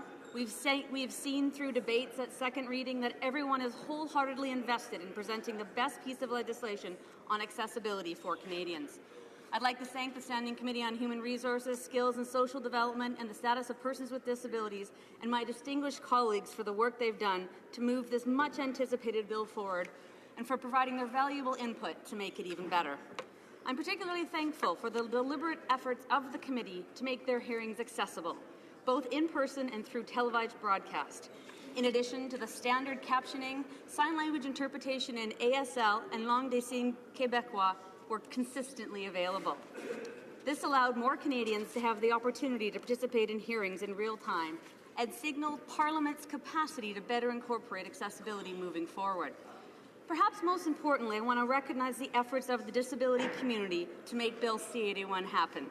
More than 55 witnesses testified and many more made written submission. Groups like the Federal Accessibility Legislation Alliance, which began in 2018 as a partnership of 56 organizations, have shown remarkable, inclusive and intersectional leadership. Je tiens à saluer. I would like to acknowledge the efforts of the disabled community, without whom this bill would not exist. More than 55 people testified and several others submitted a brief. Groups such as the Alliance for a Federal Accessibility Act, which was born in 2018 and which groups 56 organizations showed exemplary inclusion and intersectionality. Alliance leadership team, Spinal Cord Injury Canada, the British Columbia Aboriginal Network on Disability Society, Communications Disabilities Access Canada, the Native Women's Association of Canada, the Canadian Association of the Deaf, the Canadian Hard of Hearing Association, and the Council of Canadians with Disabilities. These organizations have been with us every step of the way since the beginning of this process. Their continued dedication to help us bring this historic legislation to life knows no bounds. I hope that they see themselves in this bill because it is truly theirs. From the very first day of consultations right up until our recent committee meetings, we've heard informed and moving testimonies about the struggles Canadians with disabilities face on a regular basis. We've also consistently heard the same key themes of what our legislation should cover, though with sometimes different opinions on approach. These key messages are that this legislation should be ambitious, that it should lead to more consistent experiences of accessibility, that it should apply to all areas of federal jurisdiction, that it should be enforceable, including penalties for non-compliance, and that it should have a mechanism for complaints and oversight. On nous mentionne d'ailleurs Certain points were mentioned repeatedly, although with differences of opinions with respect to method. These points are that the Act must be ambitious, that it must be more uniform in terms of accessibility, that it should apply to all federal jurisdictions, that it should be liable to certain sanctions with respect to non-compliance, and that it should provide for a complaints and monitoring mechanism. Bill C-81 creates a framework for developing accessibility standards, establishing and enforcing accessibility requirements, and monitoring implementation. This framework is an effort to address barriers to accessibility.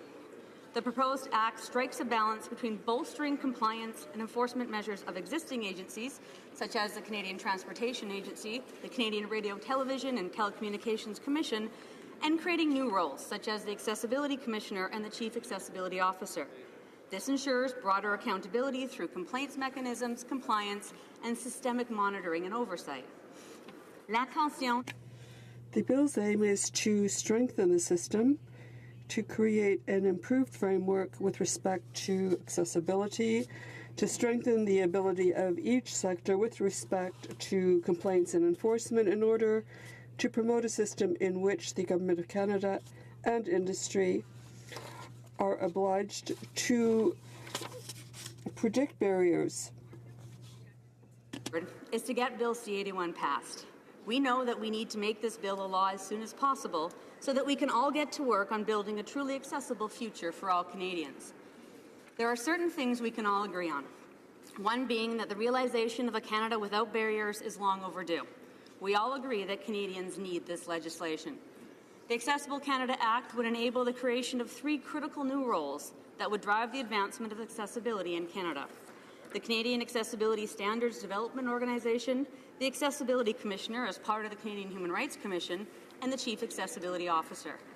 I've been pleased to hear overwhelming support for their creation, as these roles will allow for the realization of a Canada without barriers in an unprecedented way. The new Canadian Accessibility Standards Development Organization, or CASDO, would be a forum for technical experts, industry, and Canadians with disabilities to come together to develop accessibility standards that would work for everyone. Once accessibility standards are developed, the Government of Canada would adopt them into regulations to make them law. Having regulations based on standards, rather than enacting regulations directly in the proposed Act, would ensure that rules can be more fluidly changed over time to reflect new advances and best practices.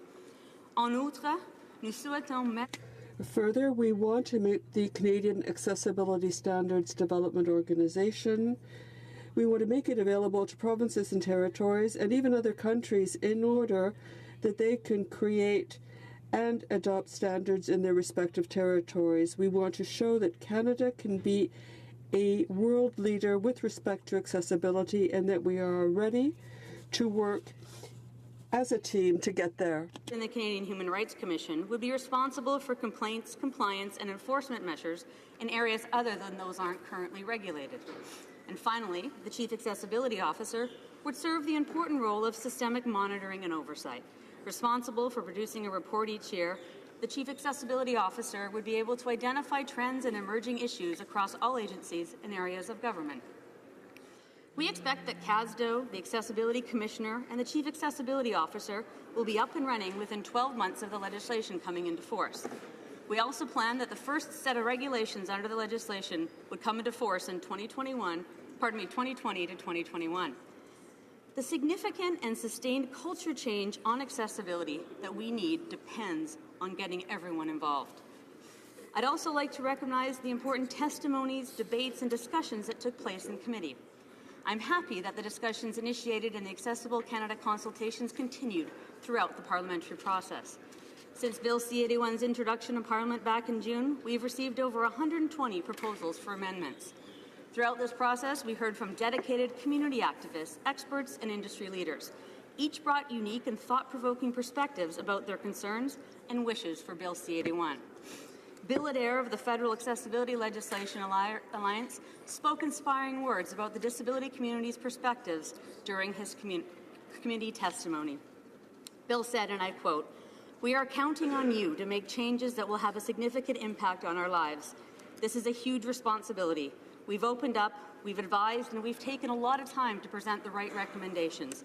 Listen to us. This is your opportunity to be the change." I'm very eager to see Bill C-81 pass so we can get to work on advancing accessibility and inclusion of persons with disabilities in Canada.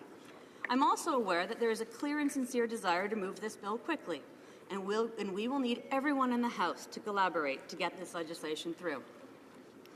Accessibility clearly transcends partisanship and clearly transcends any one government. The amendments made to Bill C-81 at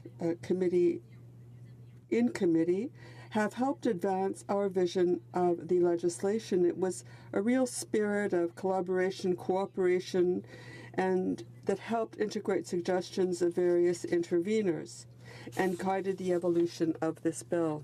From witnesses and written submissions and formed the 74 amendments that were accepted at committee. I'm supportive of the changes not only because they came from the community, but because I believe they've made this good legislation into great legislation. I'd like to highlight 4 important key changes that were made at committee to strengthen C-81. First, the current purpose clause was amended to add communications as a priority area.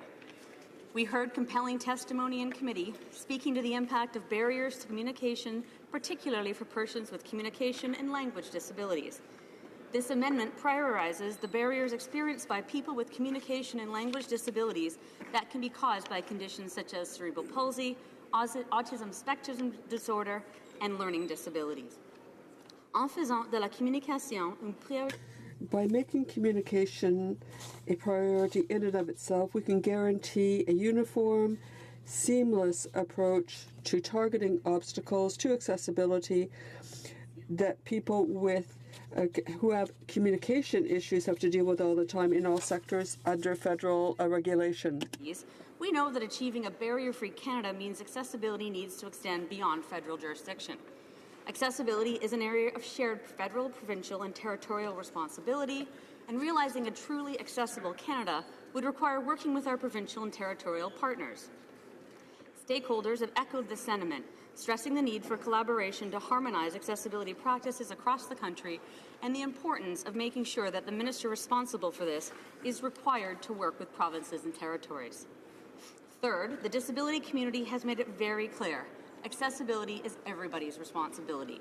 They ask for increased accountability and transparency in exemptions. Like stakeholders, I agree that exemptions should never provide a loophole on accessibility. This would be counter to the spirit of Bill C-81. That's why I'm pleased that C-81 has now been changed in two key areas. First, by placing a 3-year limit on all exemptions. Second, by requiring that the rationale for any exemptions be published. We must bolster transparency in the exemptions process, and in doing so, we would ensure the public and the disability community can hold authorities accountable on exemptions.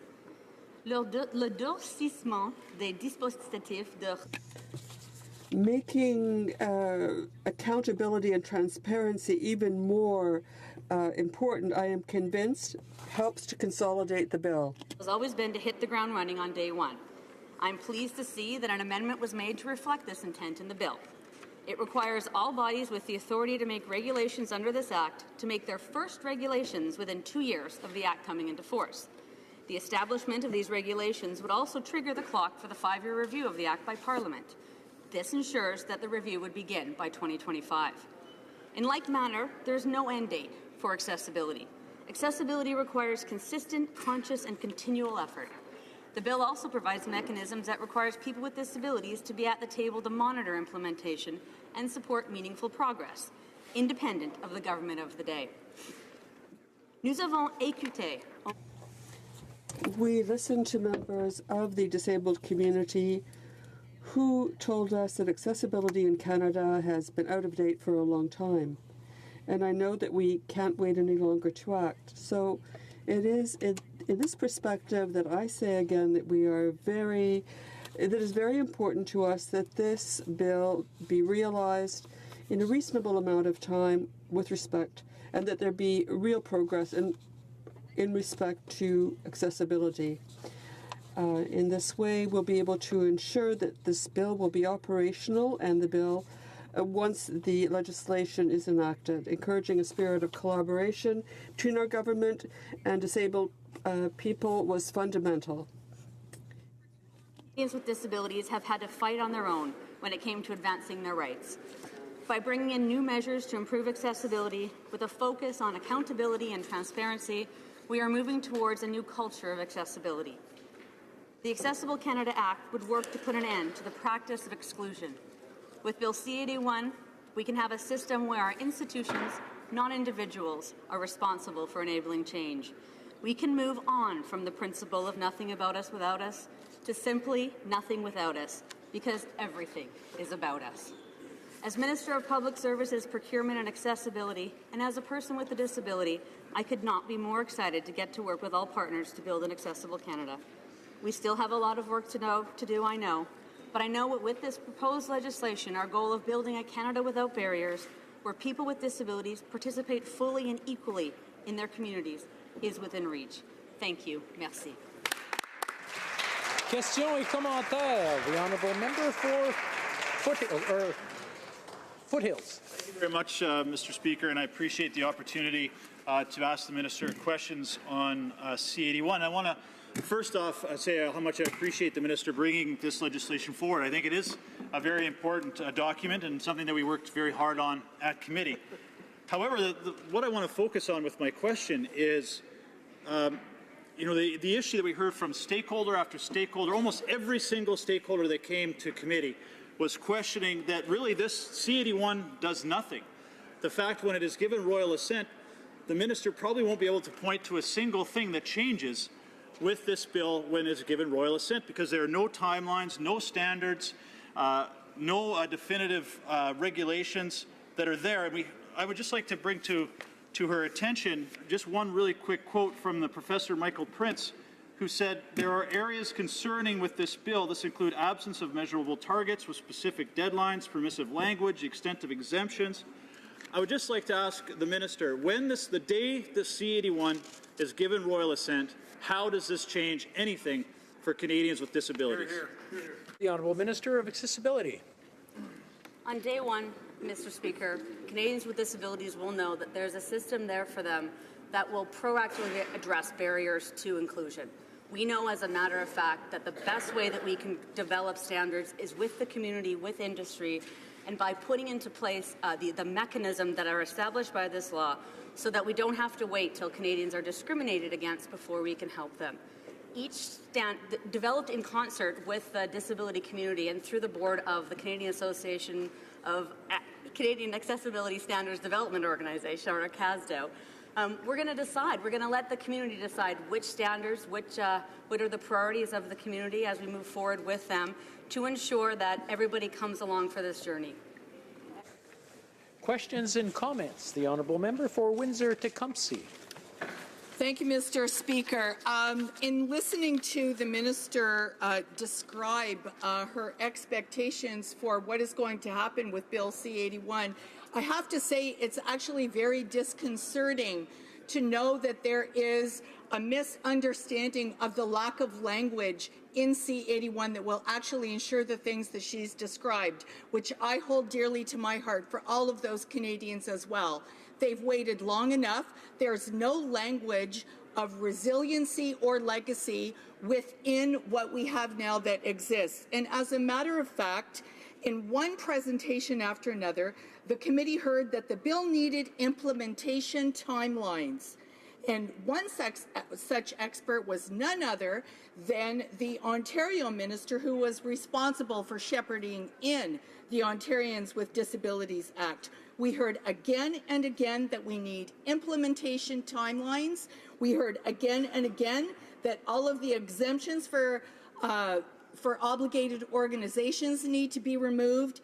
And we also heard again and again that we need enforcement measures and that we need to be looking through a disability lens in all of our federal jurisdictions. This lack of language within this legislation, I know it's more than just an oversight, and I'd like to hear this minister talk about some of the concrete steps that are actually going to be taken so that we can see some of the language in this legislation that she's aspiring, even here today, right now, that this legislation attain. The Honourable Minister. I thank the Honourable Member for her question. With the amendments that were brought forth at committee, the obligated entities will have to create their first set of regulations within 2 years. So the CRTC, the CTA, and the Accessibility Commissioner will have to put forth their first set of regulations within 2 years. Out of necessity, quite frankly, this means that these organizations have to be up and running, and by virtue of that first regulation being created, that will trigger the 5-year review timeline in the Act. So there definitely are timelines. We're looking at timelines to begin. This is a journey, Mr. Speaker. We cannot put an end to this. Let me give you an example of how the life of a Canadian with a disability is going to change because of this. Right now, as someone who's legally blind, I walk into a bank, Mr. Speaker, and I can't access an ATM. What do? What's my option? I have to file a complaint with the Human Rights Commission. I file that complaint. I say that this particular ATM isn't accessible. 2 years from now, someone may tell me you're right, that wasn't accessible, you were discriminated against, and order that that one ATM and that one bank be changed. With this new regime we're setting up, the Accessibility Commissioner will go and set up a standard for ATMs so that every ATM and every bank in this country will be accessible. So we're not relying on the individual to fight these fights alone, so that it is our system that we are acknowledging that is broken, not the people. Thank you. Questions and comments. The Honourable Member for Barrie, Springwater, Oro-Medonte. Well, thank you, Mr. Speaker. I'd like to thank the Minister for her speech and contributions to this bill, and certainly bringing it forth to the House after it was finally tabled about 3 years too late at the end of the spring session. Mr. Speaker, I guess my question to the Minister, as we look down the road, after it receives royal assent, we know that nothing will change day one. We now know that within 2 years, they've committed to a single regulation, so one regulation. It could be a ramp, it could be the ATM that the Minister's been talking about. Maybe ATMs will have different regulations for accessibility by then. And at that point, there'll be a 5-year trigger on a review, meaning that it could be 7 years before a regulation actually hits the books in a specific market sector that's been outlined. Can the Minister please outline to Canadians, if she says that it's been too long, how is it acceptable that they have to wait another 7 years? The Honourable Minister. Mr. Speaker, I'm very happy that we took the time we did to consult with Canadians, particularly those with disabilities, on what their Accessible Canada looks like to them. I will not apologize for the efforts we took in order to do nationwide consultation to ensure that the voices of these Canadians who have never been heard before on these issues were heard, and were heard to their fullest extent possible. I can assure the member opposite that as I said, we are committed to hitting the ground running with respect to the creation of these standards, with respect to the creation of these organizations. We know that there are existing standards that will be easy to adopt, but I am not going to compromise on ensuring that the voices of Canadians with disabilities continue to be heard through these processes, continue to have places at our tables as we move forward with the creation of standards. And if it takes a year or two to get this started, it will be worth it. Thank you.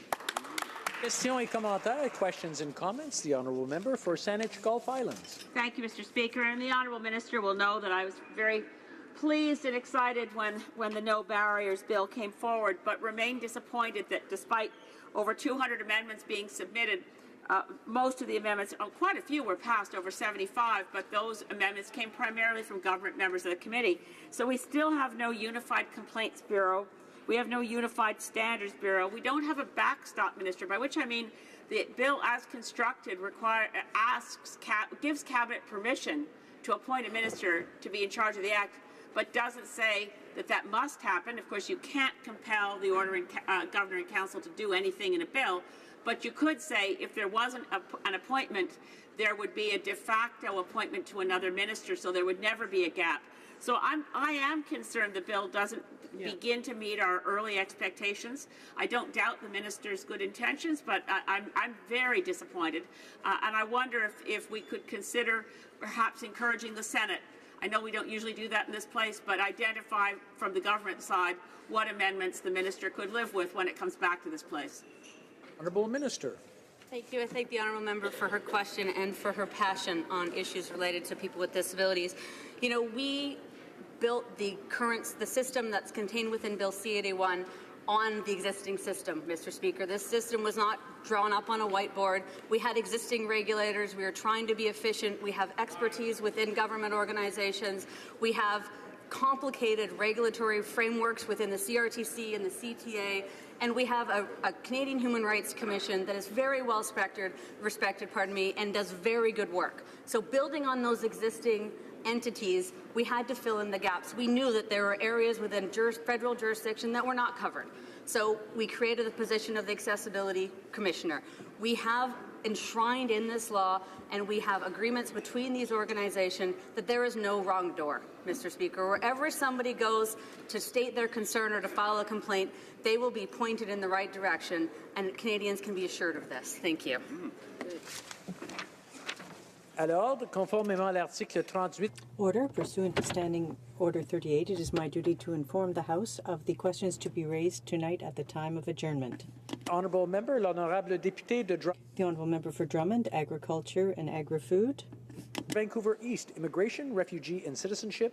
The Honourable Member for Calgary Nose Hill, Public Safety. Resuming debate, the Honourable Member for Barrie Springwater, Oro-Medonte. Thank you, Mr. Speaker.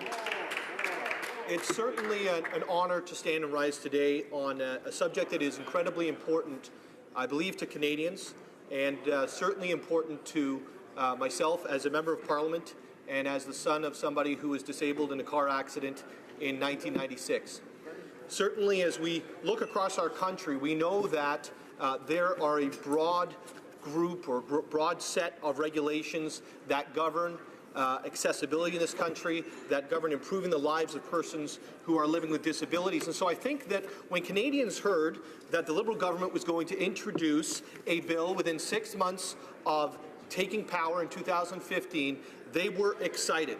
They were excited because this bill wasn't just any bill. This bill was the Accessibility Act. Now here we are, we're 3 years later, we're debating the bill. It was actually introduced about 2.5 years after the government got into office. They say that they have consulted and they're not going to apologize for that consultation. And I do agree in some senses it is actually better to go and do things right and to do it slowly than it is to rush and do it wrong. But the reality is we've had 2.5 to 3 years at this point. We've consulted, as we're told, across the country with stakeholders. And throughout that entire process, when the bill was finally brought forward, there were still 260 amendments that were moved at committee. And those amendments weren't just something that were concocted in some sort of partisan backroom office where they come up with amendments committee to slow things down. They were actually brought forward by stakeholders who had apparently been consulted with the entire time. How? And when those amendments were actually brought forward, Mr. Speaker, it wasn't the New Democratic amendments that were adopted by the committee. It wasn't the Green Party amendments that were adopted by the committee when the member showed up and doesn't sit on the committee, was able to actually contribute, which I thought was very meaningful to the process. It wasn't amendments brought forward by the Conservative Party members that were adopted, even though many of these were the same amendments. The amendments that were adopted, almost 100% of them were brought forward by the Liberal members. And so when I hear the minister talk about cooperation, I remember there was a similar pitch in the speech where debate on this subject was launched, cooperation. And that cooperation just never came. In fact, we had the opportunity to speak over the phone. I think we had a couple of quick chats in the hallways of Parliament, but we weren't actually given the opportunity to contribute because when it came down to it, it was about partisanship, not about helping Canadians when it came to committee. Now, these amendments, like I said, they're not partisan amendments. They were things like put a timeline on when to report back or put a timeline on when we're going to achieve measurables that Canadians can understand how this Accessibility Act is actually helping them. Some of them were putting specific regulations or specific timelines for reporting back on specific regulations. These regulations designed to help Canadians perhaps with hearing impairments or visual impairments or physical in other way impairments, or perhaps it was cognitive of some kind. And yet there was no cooperation from this Liberal government for this bill. And as a result, this bill is not perfect. I would venture to say it is not great. It is a first step towards recognizing that we need to do better for persons with disabilities. Now, I do have to say, Mr. Speaker, the one piece of cooperation this minister did actually manage to achieve was cooperation between the Green Party, the New Democratic Party, and the Conservative Party of Canada. And that, I think, should be recognized because that's a job well done. Now, Mr. Speaker, we know when this receives royal assent, we know that nothing will change day one except a huge price tag and 250 new employees for the Government of Canada. We know that there'll be new office space that will be found. We know that that office space hopefully will be either 100% accessible or as accessible as possible.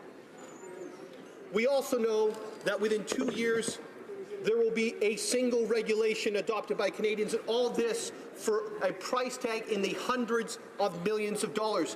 When I talk to stakeholders across this country, they tell me if you're going to spend hundreds of millions of dollars on us, and yes, please do, because we need it, we want to see something for that money. We would like to see a more accessible environment in the sectors that matter, whether it's in airlines or within government services offices, whether it's with Service Canada or even in these Parliament buildings. We want to see what the effect of those dollars spent is. You won't see it here. They're exempt. It's incredible that the accountability of this act became the thing that actually stopped cooperation. When we asked the minister or the minister's designated staff members, whether it was at an information panel over in the Wellington building, I believe, or whether it was at committee, it was a stonewall. Questions like, did you recommend the minister to put timetables on this legislation, were responded with, I'm sorry, that's confidential between the minister and their staff. I don't understand what we're hiding, because I think we all have the same goals at hand. And those goals are to help Canadians living with disabilities. We do a lot for a lot of people around the world who are going through very difficult times. And Mr. Speaker, what I want to see and what Canadians would like to see is the Government of Canada take care of those who are most vulnerable in our society, and those people, Mr. Speaker, are those living with disabilities. Unfortunately, the minister, the Liberal Party, did not listen. They didn't even listen to their own legislation. They didn't listen to their own throne speech, where they said that each member of this House would be respected and that partisanship games would not be played in committee. But we saw that happen time after time after time. When groups and stakeholders from across this country came forward, Mr. Speaker, and they said, please do something about the exemptions. Don't leave these massive holes in the legislation. The result was no change. The result was, no, we're not going to listen. The result was, we'll come up with regulations later on. The result was that nothing is going to change upon royal assent, Mr. Speaker. No. So I think we'll just wait a moment, I think. Sorry. I'll let the member go on for another minute, perhaps, if you'd like. Continue, yes. Thank you, Mr. Speaker. Mr. Speaker, as we move forward on this subject, consultation certainly needs to continue, and the minister is actually correct about that. Consultation cannot stop. These barriers that we see in place throughout our society, they will continue to be there. They will be forever changing. But that does not mean that we do not create a starting point, a line from which we can measure going forward. And unfortunately, this bill, this Accessibility Act, as it stands, is literally just the paper and does not make any of those changes or create those lines or measurements so that we can measure against them going forward. Now, we tried to amend the bill on that. We tried at committee. And when I say we, I think I speak for the entire opposition when I say that, Mr. Speaker, that this was such an important piece of legislation affecting so many people that we needed to ensure that we got it right. When we asked for a timeline to come back so that we could really monitor and measure what was happening, the answer was no. And the result of that is that not even future governments will be held to account on this legislation. There's unfortunately a hole which a government could drive a bus through that would leave it by the wayside. The honourable member for Barrie Springwater Oro-Medonte will have 11 minutes and 15 seconds when the House next considers this matter. I thank him for his willingness to allow me to go on with other matters. It being 4:02 p.m., pursuant to order made Thursday, November 8, 2018, order, I now invite the Honourable Minister of Finance to make a statement. The Honourable Minister of Finance.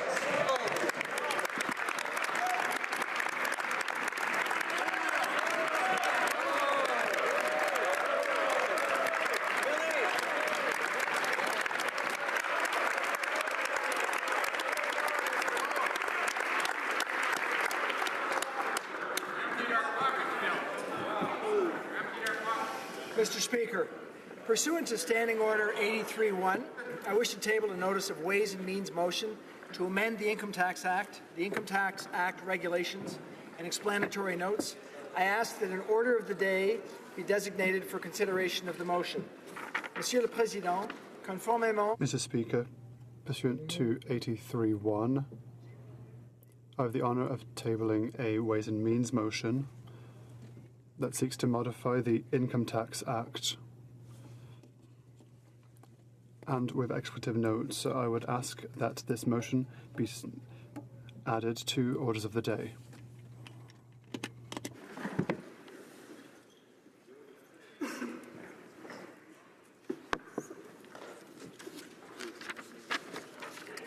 Mr. Speaker, 3 years ago, Canadians made a choice. They chose to turn their back on the failed policies, the failed austerity policies of the past, policies that produced stubborn unemployment and the worst decade of growth since the Great Depression. And instead, they embraced a more confident, optimistic, and ambitious approach. One that would invest in Canadians again, and in the things that matter most to them.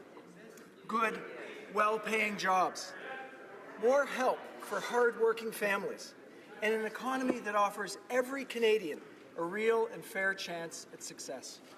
In the years since, we've delivered real progress for the middle class and for people working hard to join the middle class. We started by asking the wealthiest to pay a little bit more so that we could lower taxes for the middle class. We introduced the Canada Child Benefit to help families with the high cost of raising kids. These two measures alone have made a tremendous difference in the lives of Canadian families, Mr. Speaker. Nous avons tout d'abord. We started by asking the wealthiest to pay a little more so that we could lower taxes for the middle class. We introduced the Canada Child Benefit to help families with the high cost of raising kids. These two measures alone have made a tremendous difference in the lives of Canadian families, Mr. Speaker.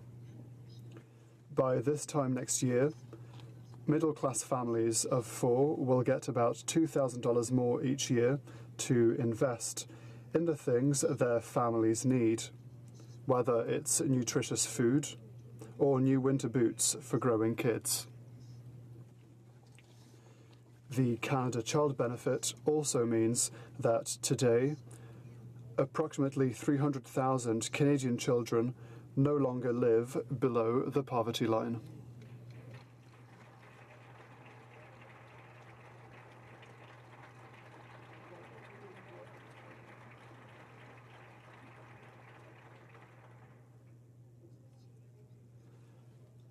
To ensure that more Canadians have a safe and affordable home, we introduced the first ever National Housing Strategy. These investments will remove more than 500,000 households from housing need and help cut chronic homelessness in half. To help Canadians have more confidence in their future, we strengthened the Canada Pension Plan.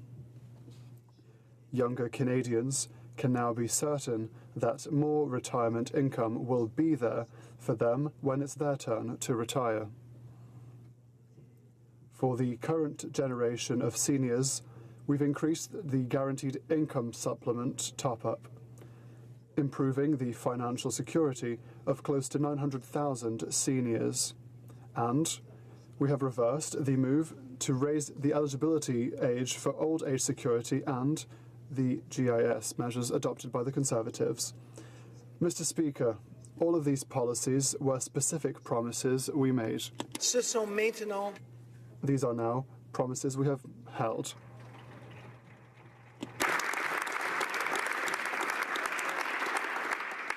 We made these investments because they were the right thing to do for Canadians, for new jobs, better wages, and a stronger economy. And as we're seeing, Mr. Speaker, when you invest in Canadians, when you give them the tools they need to succeed, Canadians combine it with their own hard work and deliver some of the best economic results we've seen in a generation. Today, Canada's economy is strong and growing. At 3%, Canada had the strongest economic growth of all the Group of 7 countries last year and will remain among the fastest growing economies this year and next.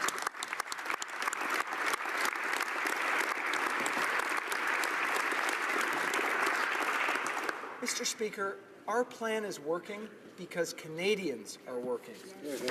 Our definition of a strong economy is one that provides real results for people. That means jobs, Mr. Speaker, good, well-paying, middle-class jobs.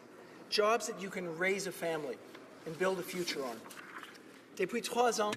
In the last 3 years, hard-working Canadians have created more than 550,000 new full-time jobs, pushing the unemployment rate to the lowest level we have seen it in the past 40 years.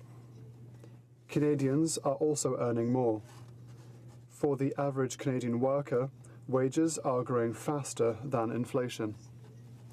If current trends continue, this year will be the strongest year of wage growth in close to a decade.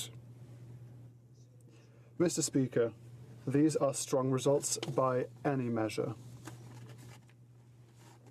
They are proof that when we invest in Canadians, Canadians will grow the economy for the benefit of everyone.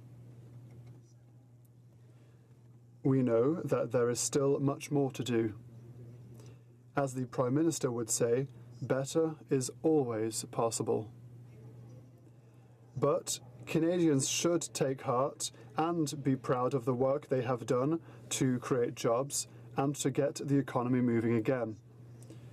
Mr. Speaker, every responsible leader knows that a good plan has to be flexible enough to absorb changes in circumstances because circumstances always change.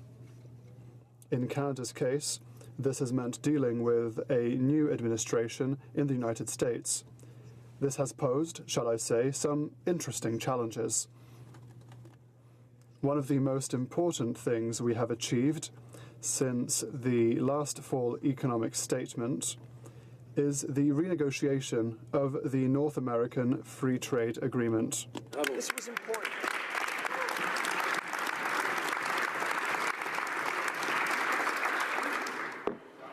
This was important for the millions of Canadians whose jobs rely on North American trade, and also important for Canadian businesses who told us time and time again that the most meaningful thing we could do to ensure stability and confidence in Canada's economy would be to successfully renegotiate NAFTA. Mr. Speaker, that's exactly what we did.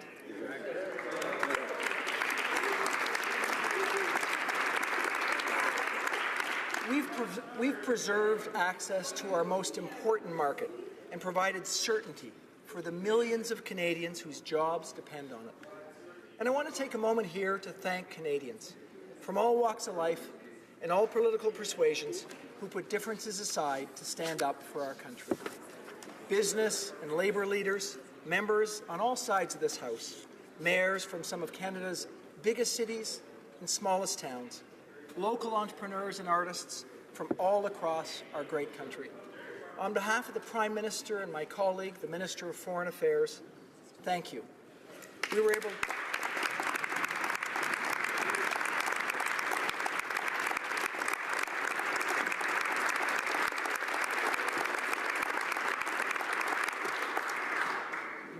to stand our ground because we stood on those people's shoulders.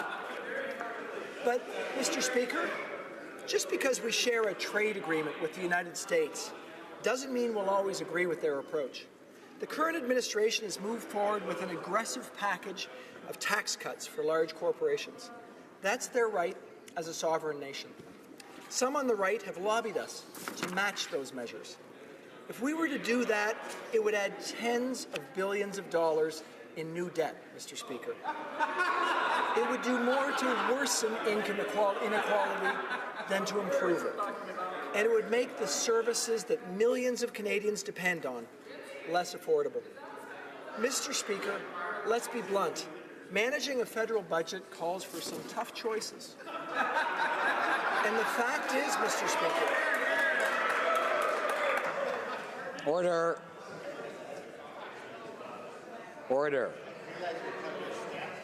I remind honourable colleagues that we're going to have equal time for speakers from each party, and we're going to want to hear them all. And we may hear things we don't like. People may hear things they don't like from other sides. which is normal and entirely appropriate that we not agree in here all the time. But it doesn't mean that we shouldn't be able to behave like adults and listen.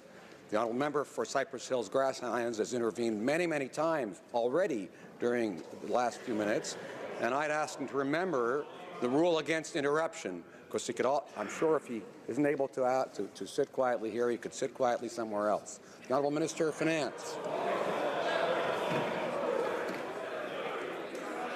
Well, Mr. Speaker, the fact is, when the members opposite push for an aggressive elimination of the deficit, what they really mean are aggressive cuts in services, cuts that will make life harder for people and for families.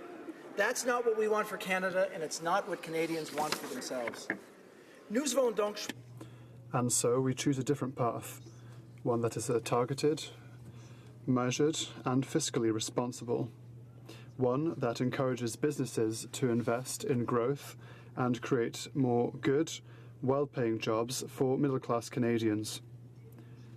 One that makes it clear to businesses that if they have a choice to invest on either side of the border, Canada is the smart and sensible choice.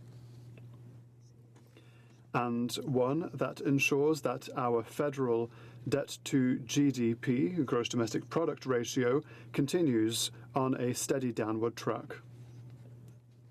It's worth remembering that we already have the best balance sheet amongst our key allies, and that our government has made an absolute commitment to maintaining that competitive advantage in a volatile world. I will tell you why it's important to get the fundamentals right, Mr. Speaker.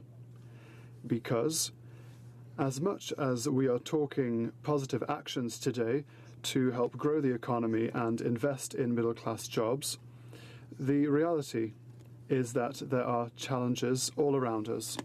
Challenges that range from uncertainty about the global economy to concerns about lingering trade disputes to the challenges facing the oil and gas sector in Alberta, which is contending today with very low crude oil prices. The market prices are so low compared to international benchmarks. That's why, Mr. Speaker, we're matching our words with actions to ensure that we can achieve greater market access for our resources in the right way. Let there be no mistake.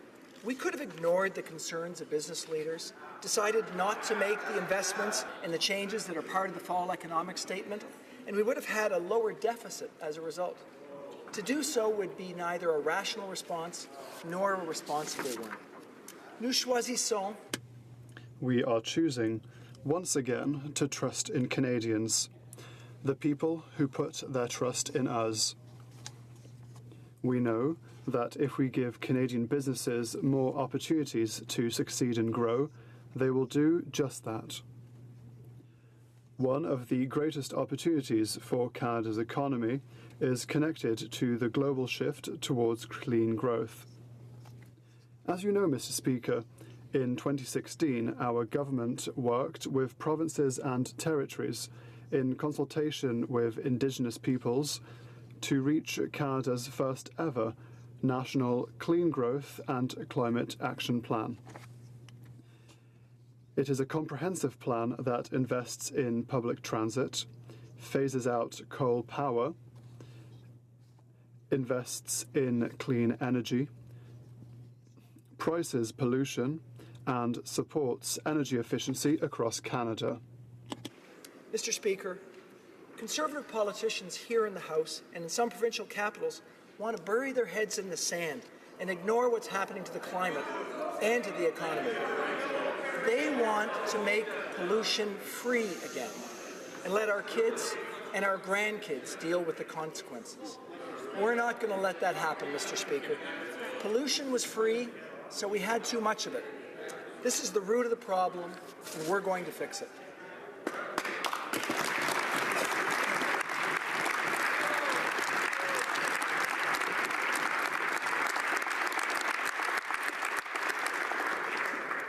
After 3 years of strong action, Canada is now poised to lead and succeed in the global clean growth economy, an opportunity that's estimated to be worth $26 trillion in the next dozen years.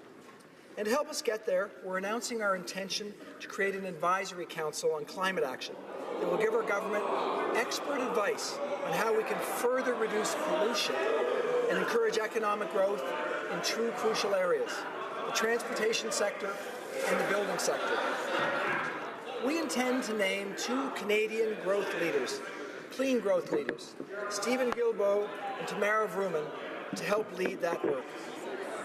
Mr. Speaker,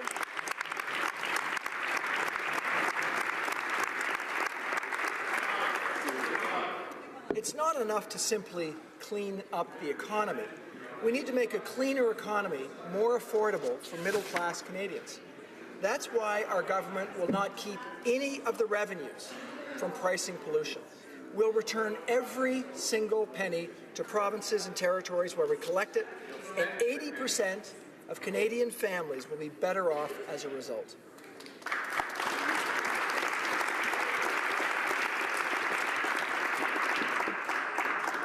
Our government is confident that if we give Canadian businesses more opportunities to succeed and grow, they will meet and exceed all expectations. To encourage businesses to invest in their own growth and create more good, well-paying jobs, our government proposes to allow businesses to immediately write off for tax purposes the full cost of machinery and equipment used in the manufacturing and processing of goods.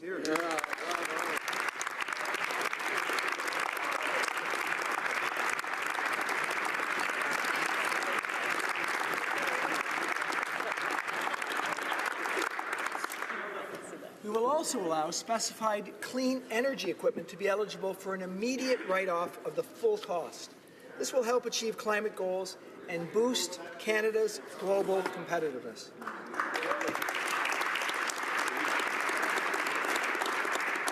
And in response to requests from the business community, we're also introducing a new accelerated investment incentive, an accelerated capital cost allowance for businesses of all sizes and across all sectors of the economy.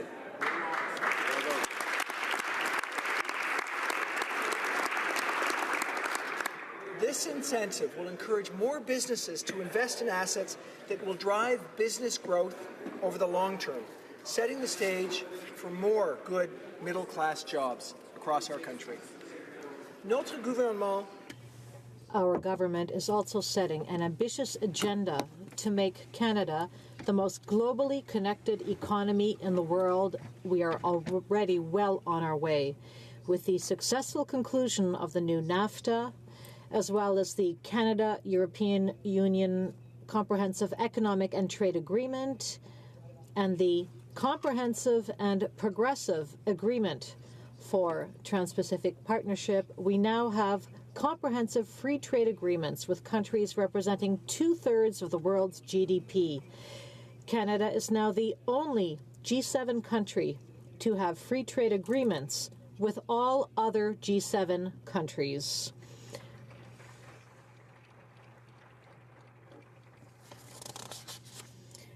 We want to give Canadian businesses more opportunities to grow, succeed, and create good, well-paying jobs. That's why we are launching an export diversification strategy to directly support Canadian businesses to grow their overseas sales by 50% by 2025.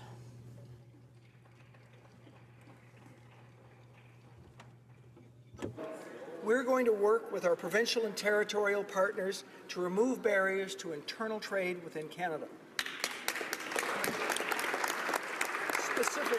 Specifically, Mr. Speaker, we'll work to find ways to ensure that businesses can transport goods more easily, to harmonize food regulations and inspections, to align regulations in the construction sector, and to facilitate greater trade in alcohol. We'll also take steps to modernize regulations so that it's easier for Canadian businesses to grow. And we'll do that in ways that continue to protect Canadians' health and safety, as well as that of the environment. We intend to move forward with additional investments that will help Canadian innovators add value, succeed, and grow. And because our economy is doing so well, we also have the fiscal room to continue to follow through on the commitments we made to all Canadians. Mr. Speaker, we know that the best solutions for Canada's big challenges come from Canadians themselves. When charities, nonprofit, and social enterprises have access to capital and investment, they can innovate and go further than government can do alone. That's exactly what we're doing today by launching a new social finance fund.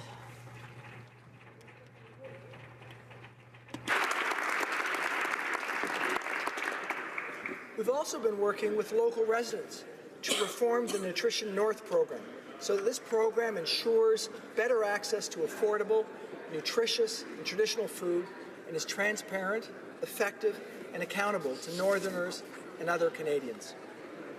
Un élément clé de l'avantage numérique. A key part of Canada's digital and creative advantage is our Francophone culture. The protection and promotion of that culture unlocks enormous economic opportunity, not just in Canada, but around the world. That is why we are helping to create a new Francophone digital platform in partnership with public broadcasters, included with TV5 Monde.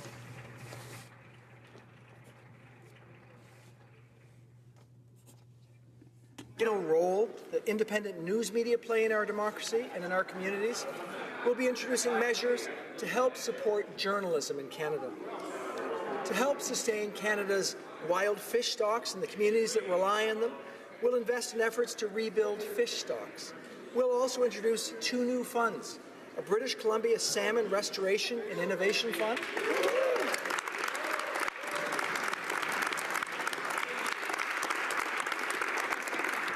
and a Quebec Fisheries Fund to support the fish and seafood sectors in those 2 provinces.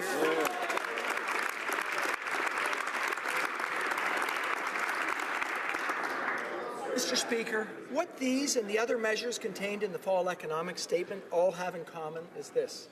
They're all part of our government's plan to follow through on the commitments that we made to Canadians, to strengthen and grow the middle class, and offer real help to people working hard to join it, to grow the economy and invest in the middle class, to give Canadians the help that they need to succeed, making smart investments to grow the economy for the long term while we bring the books back towards balance. That's what Canadians expect of us. That is what we promised. And that is, Mr. Speaker, exactly what we're doing. Thank you very much.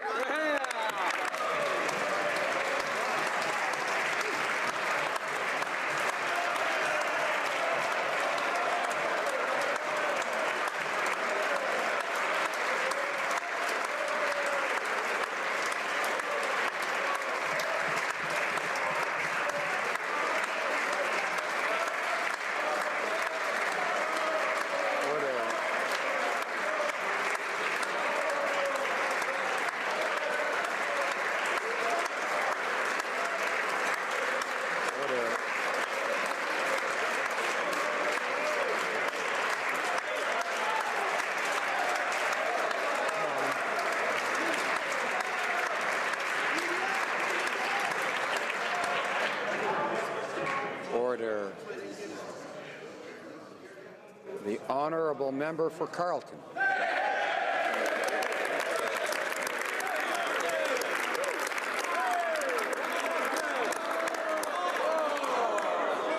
Well, Mr. Speaker, the Finance Minister has demonstrated that he can do 2 things at one time. He can give a speech while adding almost $1 million to our national debt in the same half hour. Congratulations, Mr. Speaker, to the Minister, and we know that Canadians will get the bill for that new debt.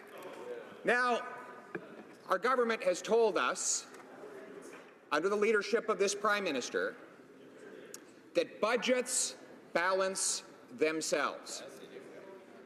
He predicted that this self-balancing budget would manifest in the year 2019, barely a month from today. Today, the Finance Minister has presented a fiscal update in which the deficit is 3 times the size the Liberal Party promised in the last election, and in which the deficit will not only be in place next year when it was promised to be gone, it will actually be bigger than it is right now. In fact, this economic update reports that the deficits for the next 5 years will all be larger than they projected just 6 months ago in the 2018 budget. Now, none of us on this side is surprised that the Finance Minister and the Prime Minister failed to take responsibility for these promise-shattering deficits. We have, like most Canadians, we have come to accept that these Liberals never take responsibility for anything. Exactly. But what is startling about this particular statement is that they just go on doing more and more damage to the fiscal situation of this country without any concern or hesitation. What we learned in this document that we didn't already know is that not only did they break their promise, not only will they fail to balance the budget next year, as they said, but they now admit that under their plan, the budget will never be balanced. There is no time period into the future where they are even committing to returning to a situation where the debt stops growing. And that is effectively the election platform they are running on today, that there will be deficits forever, that there could never be an occasion where the government would live within its means. Now, these two gentlemen of great privilege have inherited enormous fortune. Balanced budgets from the previous government. They inherited booming U.S. and world economies. A roaring housing sector in Vancouver and Toronto, which has poured more revenue into government coffers. Record low interest rates, which makes debt more affordable temporarily. Now, all of these factors are out of the government's control, but have, through the goddess Fortuna, rained money on this government. $20 billion of additional revenue. I'm pleased to report to the House, Mr. Speaker, the Prime Minister took that $20 billion and did the responsible thing. He put it against our national debt. He saved it up for a rainy day. He reinforced our foundation against forthcoming storms. Kidding! He blew every single penny of it, and it wasn't enough. On top of that windfall, he had to spend $20 billion more. Now, we are told to take comfort in the debt to GDP ratio. Now, ratios, all ratios have numerators and denominators. Something the government should be, with the Prime Minister lecturing us about the need to teach us all in the House as his pupils, he should actually know that. But the reality is that the only way for that debt to GDP ratio to decline is if inflation and GDP are constantly going up. Now, I've just pointed to the factors which the government admits have led to the windfall of revenue before us. That can only continue as long as the world factors, which are out of the government's control, continue on this pace. In other words, if a crisis of any kind, another international financial recession, a massive problem with international security, a natural disaster, or any other such kind of difficulty led to the compression of the denominator, well, then we would face a crisis in the nation's finances. And in that crisis, the Liberal government, if it were to keep its promise, something that none of us believe it would ever consider doing, But they would then be in a position where they would have to raise taxes or cut spending at the time when the economy most needs the opposite. In other words, they are putting our future in a reckless state of danger by spending our tomorrow on their today. That's right. The second consequence of these growing deficits: when governments spend more than they have, they compete for scarce goods and services, which drives up inflation, making the cost of living more and more expensive. We have seen inflation reach near 3%, the upper end of the Bank of Canada's range of acceptable levels of consumer price index increases. That, in part, I believe, is because this government is overspending and increasing demand with unnecessary government spending, pouring money into the purchase of the same goods and services that Canadians have to compete for. Furthermore, when governments borrow, they have to sell bonds. And when those bondholders purchase the bond, they get interest in return for it. Now, why would they lend money to a Canadian homeowner for 2.5% when a rapidly borrowing government will give them 2.75 or 3%? The answer is they would not. And that is the reality of the credit markets. When governments borrow, they compete with Canadian consumers and homeowners and drive up the cost of interest on those same people. In other words, while Canadians face record household debt, this government's insatiable appetite for debt is actually making that problem worse, not just in the future, but here in the present. But speaking of the future, we all know that debt today means higher taxes tomorrow. Right. The Parliamentary Budget Officer has indicated that the cost of borrowing for the Government of Canada will rise by 2/3 to almost $40 billion over the next 4 or 5 years. That is almost as much as we transfer to the provinces to fund our entire health care transfer, Mr. Speaker. And in today's update, the government admits that the cost of borrowing is going up, and I quote, for the first half year, the increase in the borrowing cost has been 14.3%. That is the combined result of growing deficits and higher interest rates. In other words, Mr. Speaker, there will, at this pace, be a massive wealth transfer from working-class Canadians who will pay higher taxes so that wealthy bondholders and bankers can collect more interest. Even socialist economists recognize that interest on national debt represents a wealth transfer from the working class to the wealthy, because those who own bonds are those who can afford to buy them. You can't lend money if you don't have money. And so those with money benefit when governments go out and borrow.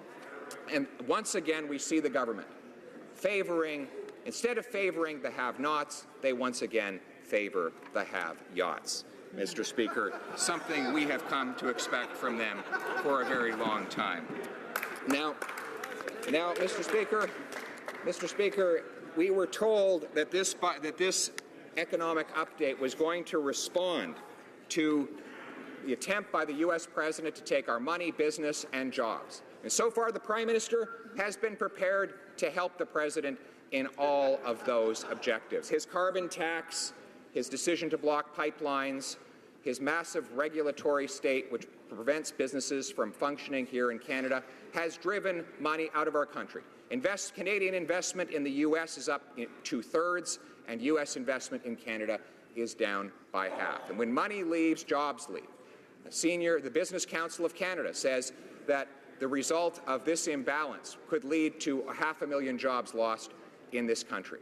And what is the government's response to that? Well, they tell us they're going to be bringing forward something called the Centre for Regulatory Innovation. Now, I think most people who've dealt with the red tape this government has put forward, the last thing they want to see is more regulatory innovation, because so far that regulatory innovation has meant blocking the Northern Gateway pipeline. It has, they came up with innovative ways to make it impossible for TransCanada to build the Energy East pipeline.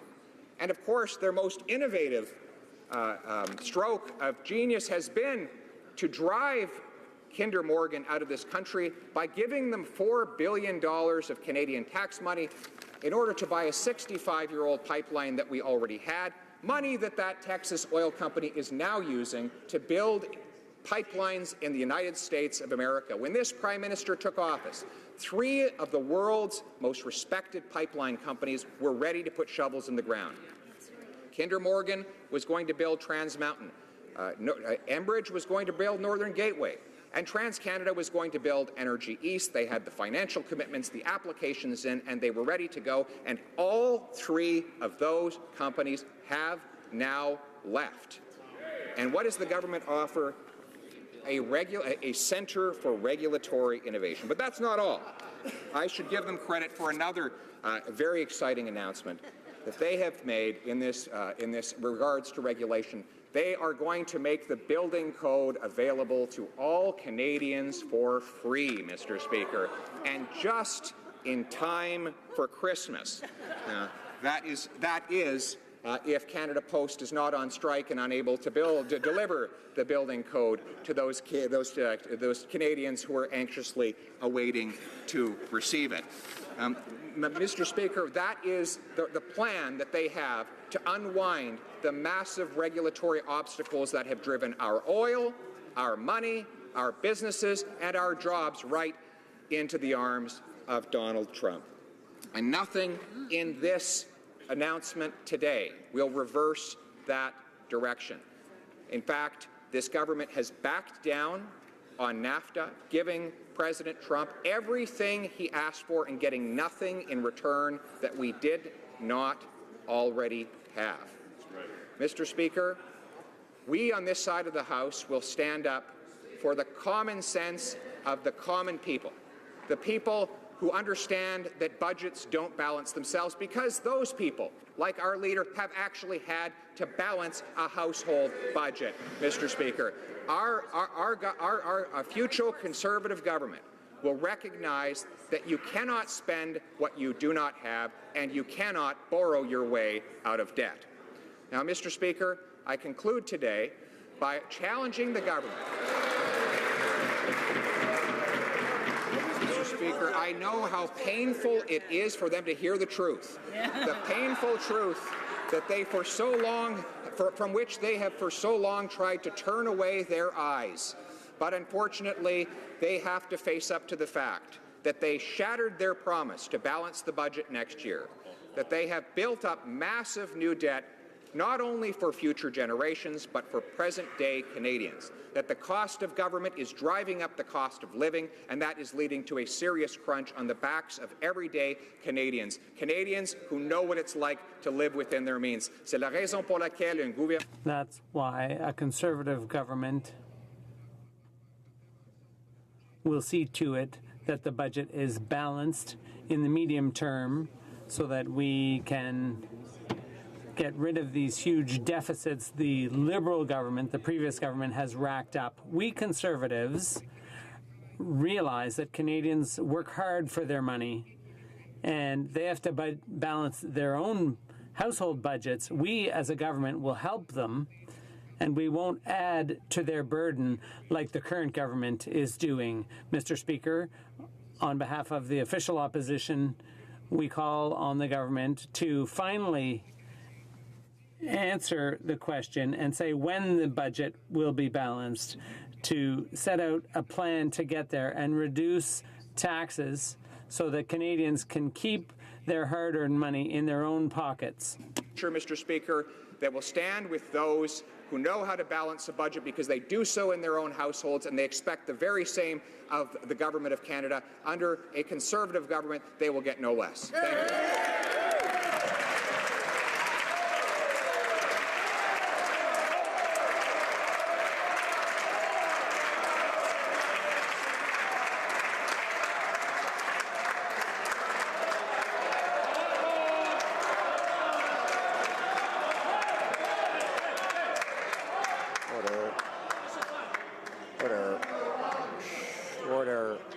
Honourable member, order.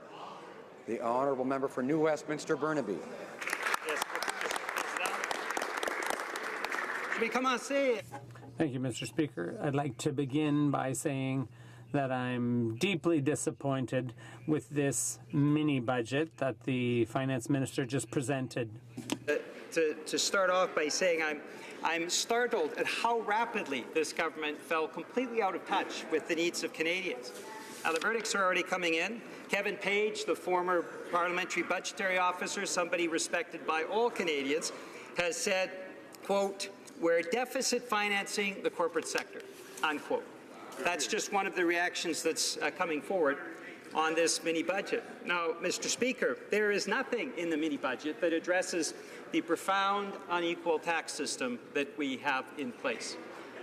Real corporate tax rates that are estimated at being less than 10%. Nothing addresses that. Nothing addresses the web giants and the fact that they are simply allowed to do business in Canada and get off scot-free. There's nothing that addresses some of the priorities that Jagmeet Singh and myself and the member from Sherbrooke presented just a few days ago to the finance minister. And if they're asking that they want to see Jagmeet Singh in the House of Commons, all the Liberals have to do is call the by-election, Mr. Speaker. That's what the people of Burnaby South are asking for. So there's nothing in this mini-budget that deals with pharmacare and the Canadians that are struggling with a lack of pharmacare and the businesses that are having to pay billions of dollars a year to finance pharmacare. There is nothing in this mini-budget that deals with the profound housing crisis that we are seeing in our country. And I'll give you just a few examples later on, Mr. Speaker, but the reality is the housing is in a crisis. Affordable housing is in shortage in this country, and this mini-budget does nothing to address it. There's nothing that addresses the profound inequalities for Indigenous children that are often going to school financed per pupil per year up to $10,000 less than other Canadians. Nothing in the budget addresses that. But there are gifts, Mr. Speaker. There are real gifts, $5 billion worth of gifts to Bay Street. And unbelievably, given the times that we live in with record levels of family debt that Canadian families are experiencing, the worst family debt crisis in the industrialized world, incredibly, in the budget papers, the mini-budget papers that have just been circulated, there are big tax incentives to buy things like plush corporate jets and limousines. I've confirmed this with Ministry of Finance officials.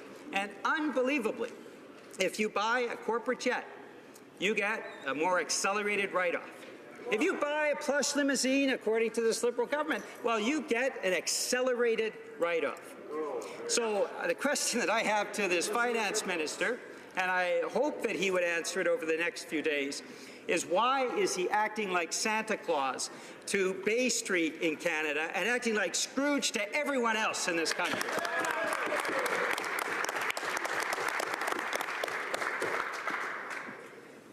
Because for regular Canadians, they see nothing in this mini-budget. I'm talking about people like Jim. And Mr. Speaker, as you know, Jim is right outside the House of Commons. Any Liberal member can go down the street and see him.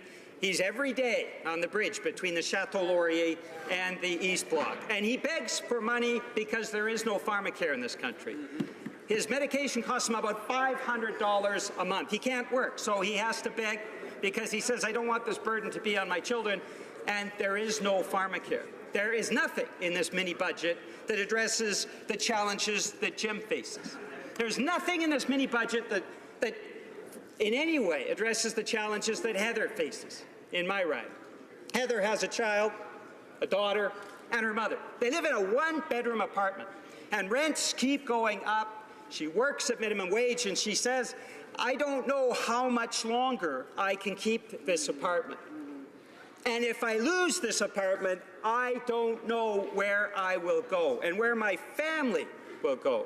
There is nothing in this mini-budget that addresses that housing crisis in this country. There's nothing in this mini-budget that helps John, a senior who is homeless now because, of course, Mr. Speaker, with the rising rents, his pension just did not keep up.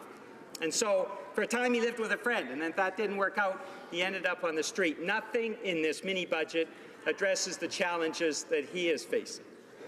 He's not facing a challenge of lack of access to corporate jets and limousines.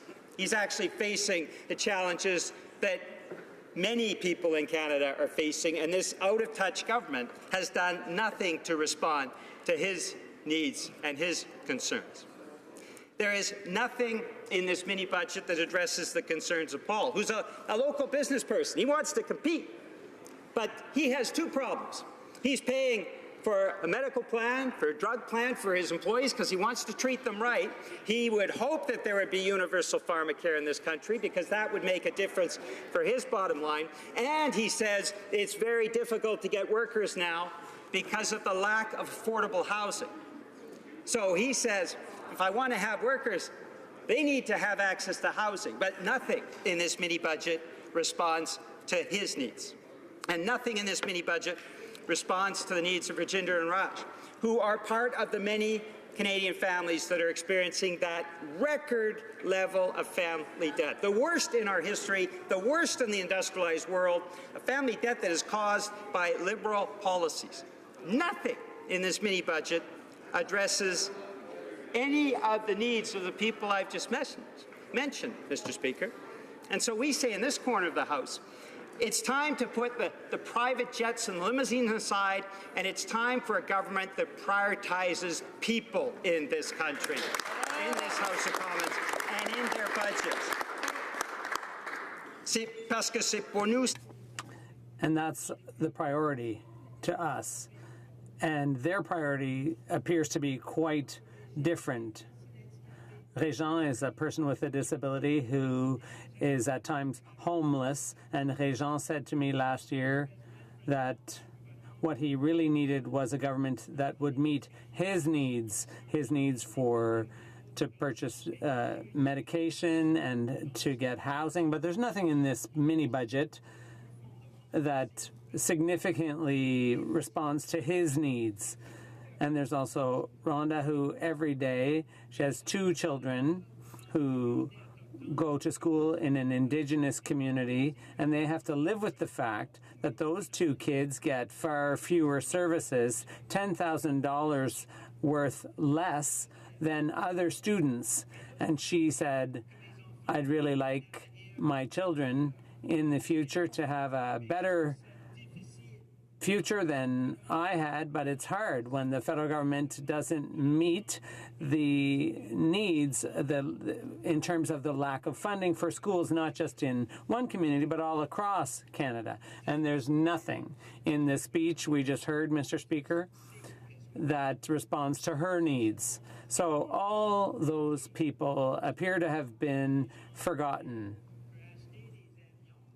There is money for purchasing planes because there's going to be subsidies for that, or limousines too. Once again, the Liberal government seems to want to subsidize with taxpayer money the procurement of those limousines.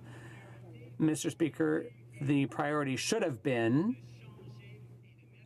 to change the system and put in place a fair tax system, a system that is seriously damaged. Our tax system, we lose revenues to tax havens, offshore places. Around $20 billion a year is lost in this way, and the government has just added $5 billion to these tax loopholes in the years to come. So the investments should be made in people instead. The Parliamentary Budget Officer, the PBO, Mr. Speaker,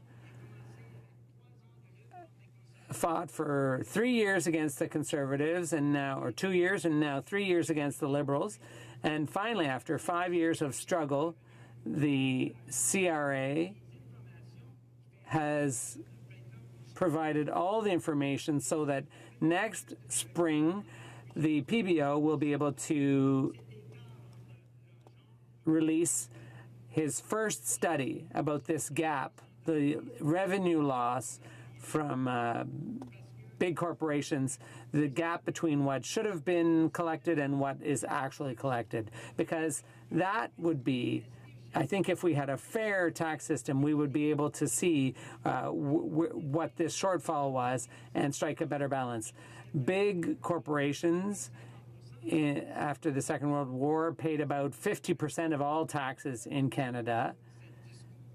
And after the speech we just heard, they'll be paying only 20% of the total tax revenues in federal coffers. And that shows why we need to have a fairer tax system. And this economic statement, the speech we just heard, does absolutely nothing to change anything about that situation. Should this mini budget have contained? Well, this mini budget, and we would have applauded if the finance minister had said that, should have had the finance minister standing up and announcing a universal single-payer pharmacare plan in Canada for all Canadians and making sure that all businesses, as a result, can benefit, because that helps the competitiveness of Canadian businesses. $6 billion that our businesses are now paying for pharmacare. Now, Mr. Speaker, you'll remember Tommy Douglas in this House fighting for Medicare. That Medicare just wasn't good for every Canadian. It was also good for Canadian businesses. The average advantage per employee per year is $3,000 for a Canadian business compared to an American business. For each employee that a Canadian business hires, because of our universal Medicare system, they have a $3,000 advantage. American companies have to pay into those plans. Canadian companies don't. Can you imagine if the finance minister had stood up and announced universal single-payer pharmacare? We all would have applauded, and so would the business community have applauded, Mr. Speaker. This mini-budget should have contained an announcement that the government is now going to take seriously the crisis that we are facing, the affordable housing crisis that we are facing in this country. If he had stood up and said, we're going to put in, instead of $5 billion into a variety of tax incentives that can go to, unbelievably, plush corporate jets and limousines, as if that's the priority. If he'd stood up and said, we're going to put in $3 billion now for affordable housing. We're going to build, like we did after the Second World War, within 30 months, we built 300,000 housing units across this country because governments at that time understood the importance of having a roof over every single Canadian's head. That finance minister should have stood up, Mr. Speaker, and said, I announce an emergency housing plan right across this country, and we'll grow brilliant, and we'll make sure every single Canadian has a roof over their head as soon as possible. That is what we're going to do. That's our priority. And if he had said that, Mr. Speaker, we all would have applauded. But he didn't. Il aurait pu s'adresser à l'énergie. They could have focused on green energy. It takes a lot more than an advisory council on climate change to lead Canada towards a new economy and a green economy.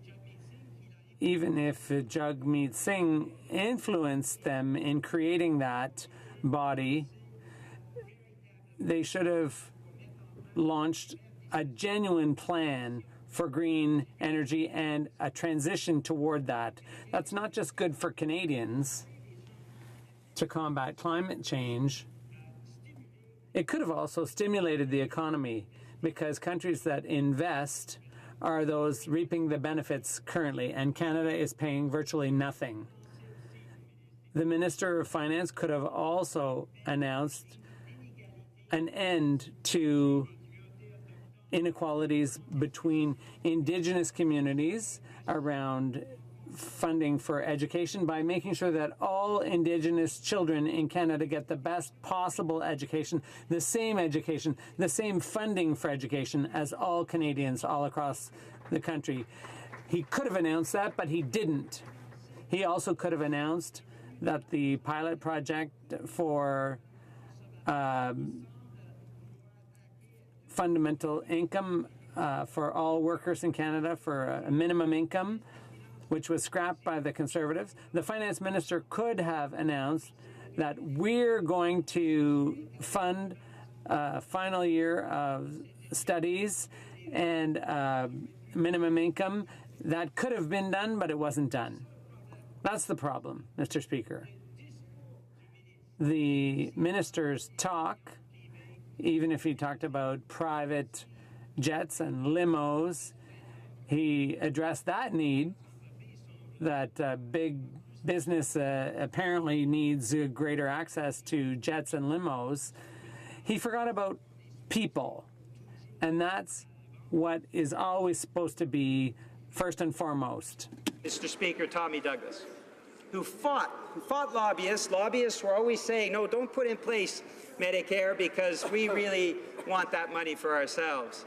But Tommy Douglas stuck with it, Mr. Speaker. Tommy Douglas pushed and pushed and pushed, and today we are all proud of his accomplishments, which is why Canadians, just a few short years ago, when they had the chance to vote on the greatest Canadian of all, they chose Tommy Douglas as the greatest Canadian. Because he always kept in mind people, always kept in mind the needs of real people. Now, Mr. Speaker, Jagmeet Singh is like that because he grew up in an environment where he had to push to succeed. And yes, he lived with racism, Mr. Speaker, and yes, he had to take over when his father fell sick. He had to make sure that his family was taken care of. He wasn't born with a silver spoon in his mouth. He had to work hard for what he accomplished. And that is the story with most Canadians, Mr. Speaker. They push forward. But most Canadians also, occasionally, they need a government that actually reflects their interests. They need a government that will realize that we need things like universal single-payer pharmacare, that when there's a housing crisis, the federal government responds, not gives more corporate tax breaks, that when there's huge inequality, as we see with Indigenous communities and education system, that the federal government actually steps forward and addresses them. Mr. Speaker, that's what Canadians expect. We need a plan to bring Canadians out of the worst family debt crisis and the worst housing crisis in our nation's history. We need a government that is actually going to respond to the kind of needs that are being expressed right across the length and breadth of our vast land and being expressed very coherently, very effectively, but seemingly all of those concerns are not listened to by this government. I said at the beginning of my speech, Mr. Speaker, that it is startling how rapidly this government has fallen out of touch. And I think there is no better evidence of that than this mini-budget today, which deals with the kind of incentives that I think most Canadians will be shaking their head at. If you ask Canadians, and I'll be asking mine, my constituents, my bosses, when I go back to New Westminster Burnaby in the next day or so, when I ask them, do you think the priority should be more corporate jets, more limousines for Bay Street? I don't think I'm going to have too many of them saying, oh yeah, that should be the priority. But if I say, do you think universal single-payer pharmacare? Do you think addressing the housing crisis? Do you think addressing inequality in Indigenous children's education? Do you think those should be priorities? I know they'll say to me, yes, they should be. This government has lost its way. It doesn't seem to understand what the priorities of people are. And I find that saddening, Mr. Speaker. But I also think it's a clear message to all of us as Canadians. Since this government has lost its way, it's become stale, and it really is out of touch, it's time for a new government. And I think next year, in October, Canadians will be able to make that choice and elect Jagmeet Singh Prime Minister of Canada. Thank you,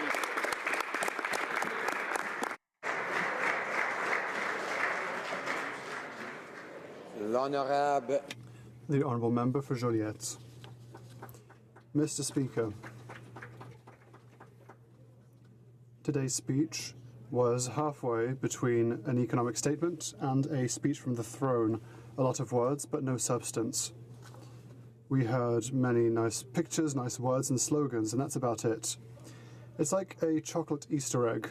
It's beautiful from the outside, but absolutely void inside. When people say that the federal government is disconnected, do you want an example? Well, there was one just provided to us by the Minister for Finance. It's disconnected from Quebec, Quebecers, disconnected from the world, insensitive to their real needs. Many nice words, but no meat. There are still needs and challenges still exist. The truth is that Ottawa is completely disconnected. You know, Mr. Speaker, an economic statement should meet 3 objectives. First, to set the record straight. What's the true state of the government's finances, problems and solutions? Second of all, to develop a budget, to close gaps and fix oversights. There were oversights, because it's not only this government that is disconnected from the world. Thirdly, make adjustments when circumstances changed and a realignment is needed. That is what an economic statement is. 3 things. It's not difficult. 3 simple things. Well, here we're 0 out of 3. First of all, the economic statement does not set the record straight. A few weeks ago, $2 billion worth of expenses magically appeared in the public accounts when the government chose to write off Chrysler's debt. Soon, it will be GM's turn, another $2 billion, and then it will be Muskrat Falls whose debt will disappear by magic, close to $10 billion. Everyone knows that Newfoundland will never be able to pay.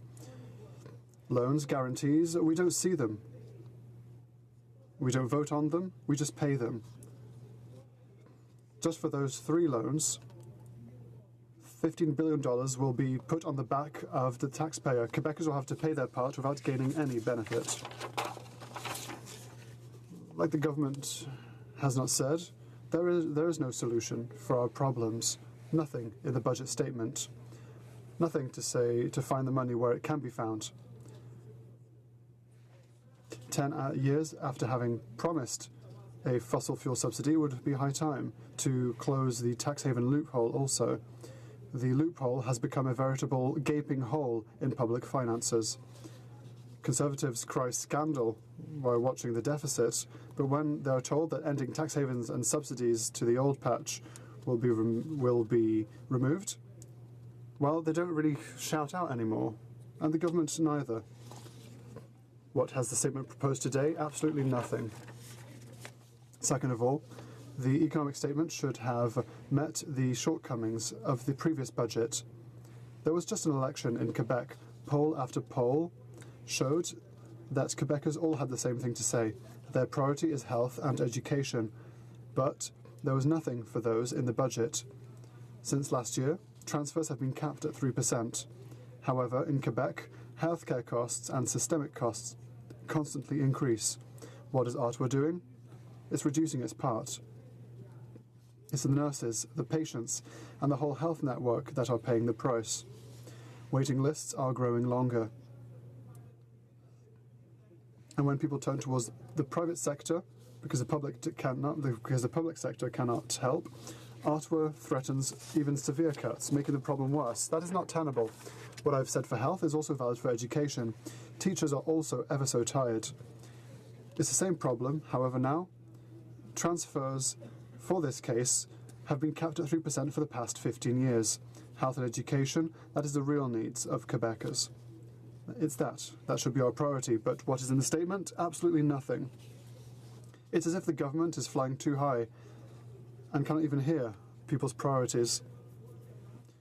As I said, thirdly, an economic statement allows the government to adjust its course when the situation changes. But once again, we are merely disappointed. Let's talk about Donald Trump's recent tax cuts. I'm not mentioning it because it's very important. The PBO said so, it has no impact. No, I'm mentioning it because the Conservatives are trying to make us think the contrary. Let us be honest. We have no issues with regards to competitiveness, with regards to corporate tax rates. Because there's one thing that no one is talking about in the States. Employers pay for health insurance. Mr. Speaker, in 2017, that represented how much? $14,900 per employee. $14,900 US. There's a lack of social safety net, and that costs them a fortune. And so, no, there is no problem. And in any case, to compete with the rest of the world, the recipe is not a race to the bottom. We need to develop ourselves in domains where we are strong. In Quebec, that is clean energy. If Ottawa were to help us for the electrification of transport, we would be ready to go. But Ottawa has preferred to buy a pipeline with our money. To produce clean energy, the economic statement is implementing a tax credit. I'm not against this, but for paper mills and biomass, that could be interesting, of course. But we have to be aware of one thing. In a number of provinces, it's private companies that produce electricity. If they were to produce clean electricity, Ottawa would contribute through its tax base. And Quebecers will have, therefore, to pay for some of that. In Quebec, we have Hydro-Quebec. It's a crown corporation, and so it's not allowed to use this tax credit. If Ottawa were to limit itself to that, the bad guys will be subsidied so that they become less bad. But Quebec, world champion of clean energy, will have big issues with no subsidy because Quebec is already acting in a responsible way. That's a rather strange way to encourage the green economy, Mr. Speaker. Another high-level sector that should be supported is R&D in companies. The Innovation Fund will not support our high-technology companies, but put federal money to compensate the lack of innovation elsewhere. And then let us think of the agricultural world. The government has signed a new commercial agreement with a new breach in supply management. We expected a strong engagement to compensate. The Prime Minister had promised this, in fact, but no, once again, nothing on the matter. And then there's Davy. There is, in our naval strategy, nothing was noted. Mere crumbs. And when we asked the government when Davy would obtain a real part of contracts, they keep telling us, not now, later on. But later on should be right now. Thank you. That is what an economic statement is here to do. But no, once again, Davy has been left by the wayside. It's all well and good to give some love to workers just for elections, but right now, absolutely nothing. They're as trustworthy as the Conservatives on that front. And then there's e-commerce that is shaking our economy to the very core. Nothing, once again, nothing to help our retailers who fight against Amazon that is exempted from sales tax for purchases under $40. So how can we compete against such giants that have undue privileges? Ottawa is doing absolutely nothing against this threat to our retailers. They seem to be sleeping at the wheel. Another example, web giants. They're harming the media, our creators, and our culture. This is dishonest and disloyal competition. Now, I would commend the government in its support to our media. Well, they've said they will support them, but in the next budget. Mr. Speaker, the freedom of press, the quality of information is essential in a democracy. And so, yes, I do commend it, but it's only half a salute. Until the government tackles web giants and disloyal competition to our media, then the problem will not be solved. If they do not rectify the problem, they are part of the problem. And at the end of the day, democracy will be paying the price. We will all be paying the price. We have to act for the media. And so all that to say, Mr. Speaker, that we are very disappointed here in the Bloc Québécois. Were we to give a grade to the economic statement, we would just on its structure we'd give it a B, but we have to grade it on its substance, on its capacity to meet people's needs in health, education, tax justice, agriculture, and the other structures of our economy. But there's nothing on those. The only real measure that is effective immediately is the accelerated capital cost allowance. The rest is just blah blah. And so my note, our note, for the substance of this economic statement is an E, or an F rather, F for failure. Thank you, Mr. Speaker. The honourable member for Saanich Gulf Islands. Thank you, Mr. Speaker. It's an honour to rise to respond to the Honourable Minister of Finance's presentation. I will note parenthetically that I've never seen a display as rude. as the heckling of a Minister of Finance presenting a speech in this place. I wish that did not happen in this place because it brings disrepute on us all. And I disagreed with much of what the Minister of Finance was saying. But I think we owe respect to the officers of this place and to our executive in a government. We are here as members of Parliament to hold them to account, not to ridicule them as if we were in a schoolyard. I apologize for taking a moment to act like a schoolmarm, but I just couldn't help myself. Now, to the matter in front of us. What would be, I love my honourable colleague from Saskatoon Grasslands, but I'm just going to continue.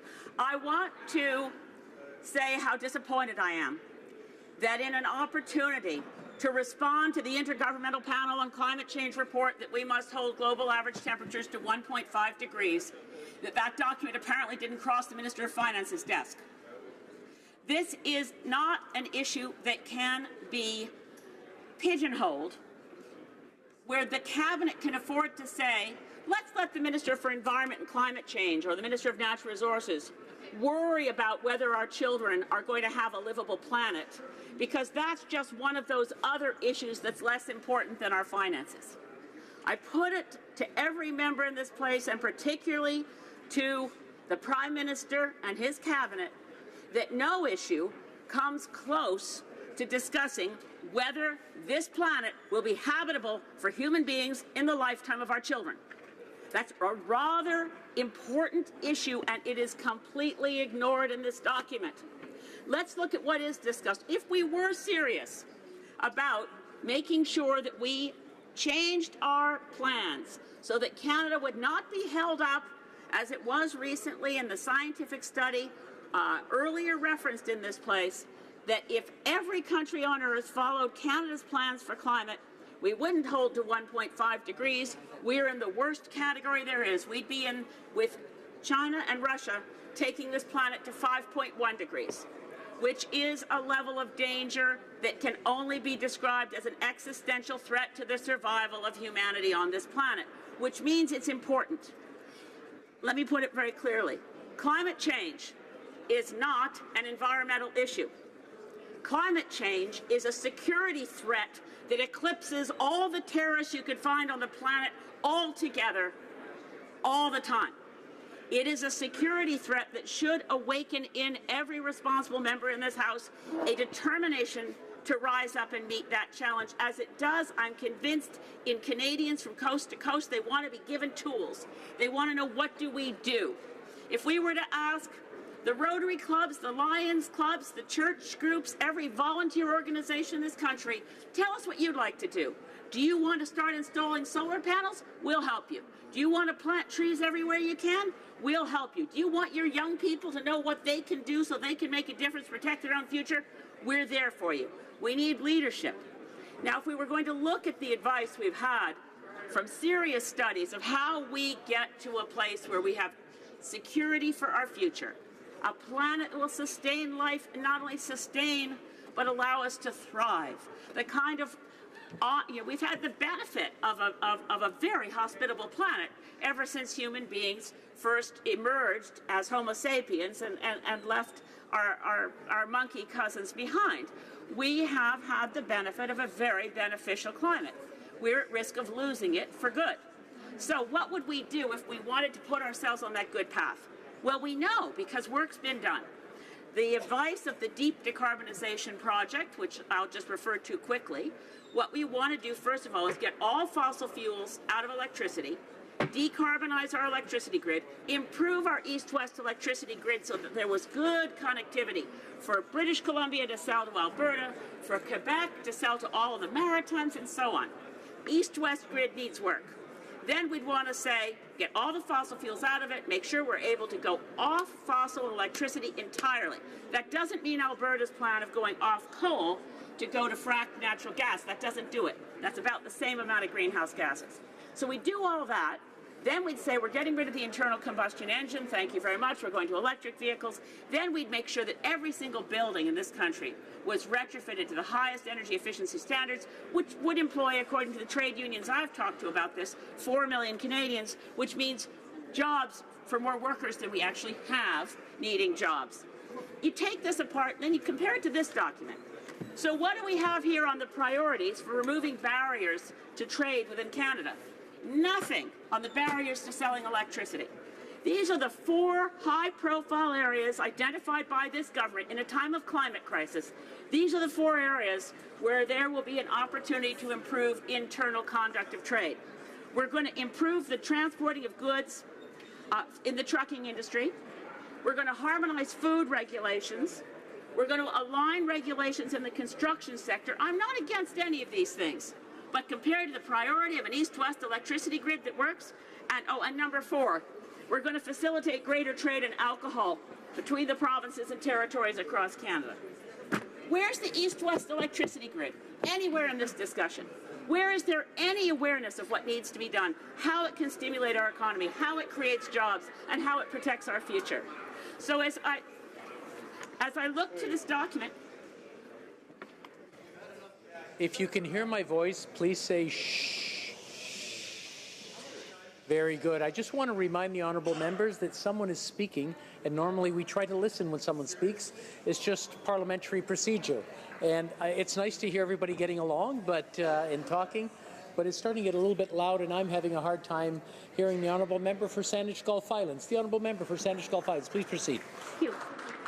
Thank you, Mr. Speaker. I appreciate that courtesy very much, and I appreciate the chance to speak directly to my friends in this place so they can hear me. So the East-West electricity grid is a very important part of putting together what we need to do to address the climate crisis. I sometimes compare this when I'm talking to groups in my riding and say, look, if you had a jigsaw puzzle on the table in front of you and you had all the pieces, but you'd lost the top of the box, it's very hard to solve the puzzle when you've lost the top of the box. But if you paint the top of the box, it looks like this. Get carbon fuels out of electricity, move our vehicle fleet to electric vehicles, do fuel switching for everything else, tractors, fishing boats, forest equipment, use biodiesel, make sure all our buildings are as energy efficient as possible, and stop exploring and developing any more fossil fuels than the level we have now, and use it domestically instead of trying to put it in pipelines to ship it to places that aren't interested. But instead, we do have a pipeline reference here in this document. Page 93 tells us what we already know, that we spent $4.5 billion on a 65-year-old pipeline. And it does refer to the idea that we may expand and build an additional one, but it doesn't put the price tag in here. If anyone wants to know the price tag for expanding the now owned by the Government of Canada Kinder Morgan pipeline, it's an additional $10 to $13 billion on top of the $4.5 billion we already spent for an existing pipeline. It's actually referred to in the following sentence, quote, should construction of the expansion project be permitted to recommence prior to the sale of Trans Mountain entities, the government will record the construction and associated expenditures as adding to the book value of the asset. But the opportunity cost of spending $10 to $13 billion on an expansion of that pipeline is extraordinary. And I would say that not only in this document, but in no document of the Government of Canada and no document of the prior owner, Kinder Morgan, will you find a cost-benefit analysis of what it really costs, just in economics, to build a pipeline to ship bitumen offshore. The reason the Alberta Federation of Labour and Unifor, the biggest union representing oil sands workers, intervened at the National Energy Board to oppose the Kinder Morgan pipeline is because it costs us jobs. And it doesn't diversify markets either. If anyone wants to track the real-life examples, where does the dilbit that reaches the Port of Burnaby now, where does it go? It mostly goes to California. It's not diversifying markets, it's just moving our oil, bitumen, solid bitumen, not even crude. It's moving it to the same places it can go overland. So if we're serious about this, if we want to be serious about a climate crisis, which is real, and we want to respond to the needs of Canadian society, this is not the document you produce. We do have other critical issues in this country, and while the climate crisis is an existential threat, I really do agree so much with what the New Democrat Party response said, which was this would have been a good time to start getting pharmacare going, to give us that commitment, maybe the spring budget, but we need pharmacare in this country. And I also know, Jim, and the honourable member mentioned him earlier, that we have a veteran who sits outside by the bridge next to the Chateau Laurier and can't afford his medications without people stopping to give him money. Because we are the only industrialized country. We are the only country with universal health care that doesn't provide universal pharmacare. And while we're at it, why are we not implementing Vanessa's law that was passed in the 41st Parliament to take Big Pharma to task and make them publish their drug results? Yes. There's a lot we need to do in this country. And this document doesn't say that we're committed to doing those things. There are many nice words in here. I'm not saying that they're not. I welcome any document that says it's time we take the charitable sector seriously, but there's nothing here about when we're going to pick up our own socks and live up to our commitments to make poverty history by increasing our overseas development assistance to 0.7% of our GNP. That's a commitment that was made years ago in this country, and we have made we're falling backwards compared to where we were under former Prime Minister Brian Mulroney. That's the highest it ever was in terms of our charitable sector, with 0.45% in 1992. Well, Mr. Speaker, as I wrap up on this, I just want to emphasize again that no document prepared by the Government of Canada, I want to quote Jim McNeil, the late Jim McNeil, who wrote the Brundtland Report, a great Canadian, who said the single most important environmental document prepared by any government is its budget. That's right. This fall mini-budget fails entirely to respond to the single largest threat to our children's future, and let's hope that before we go to COP24 in Poland, we will see this government step up and say, we want to be the climate leaders we promised Canadians we would be. Thank you.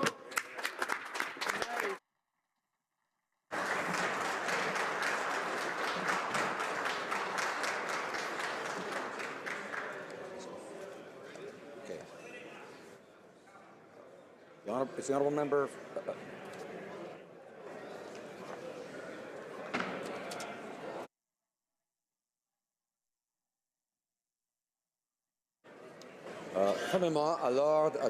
Order, please. Pursuant to the order adopted recently, the House will now proceed to the vote on Motion 189, standing in the name of Mr. Ayoub. Call in the members.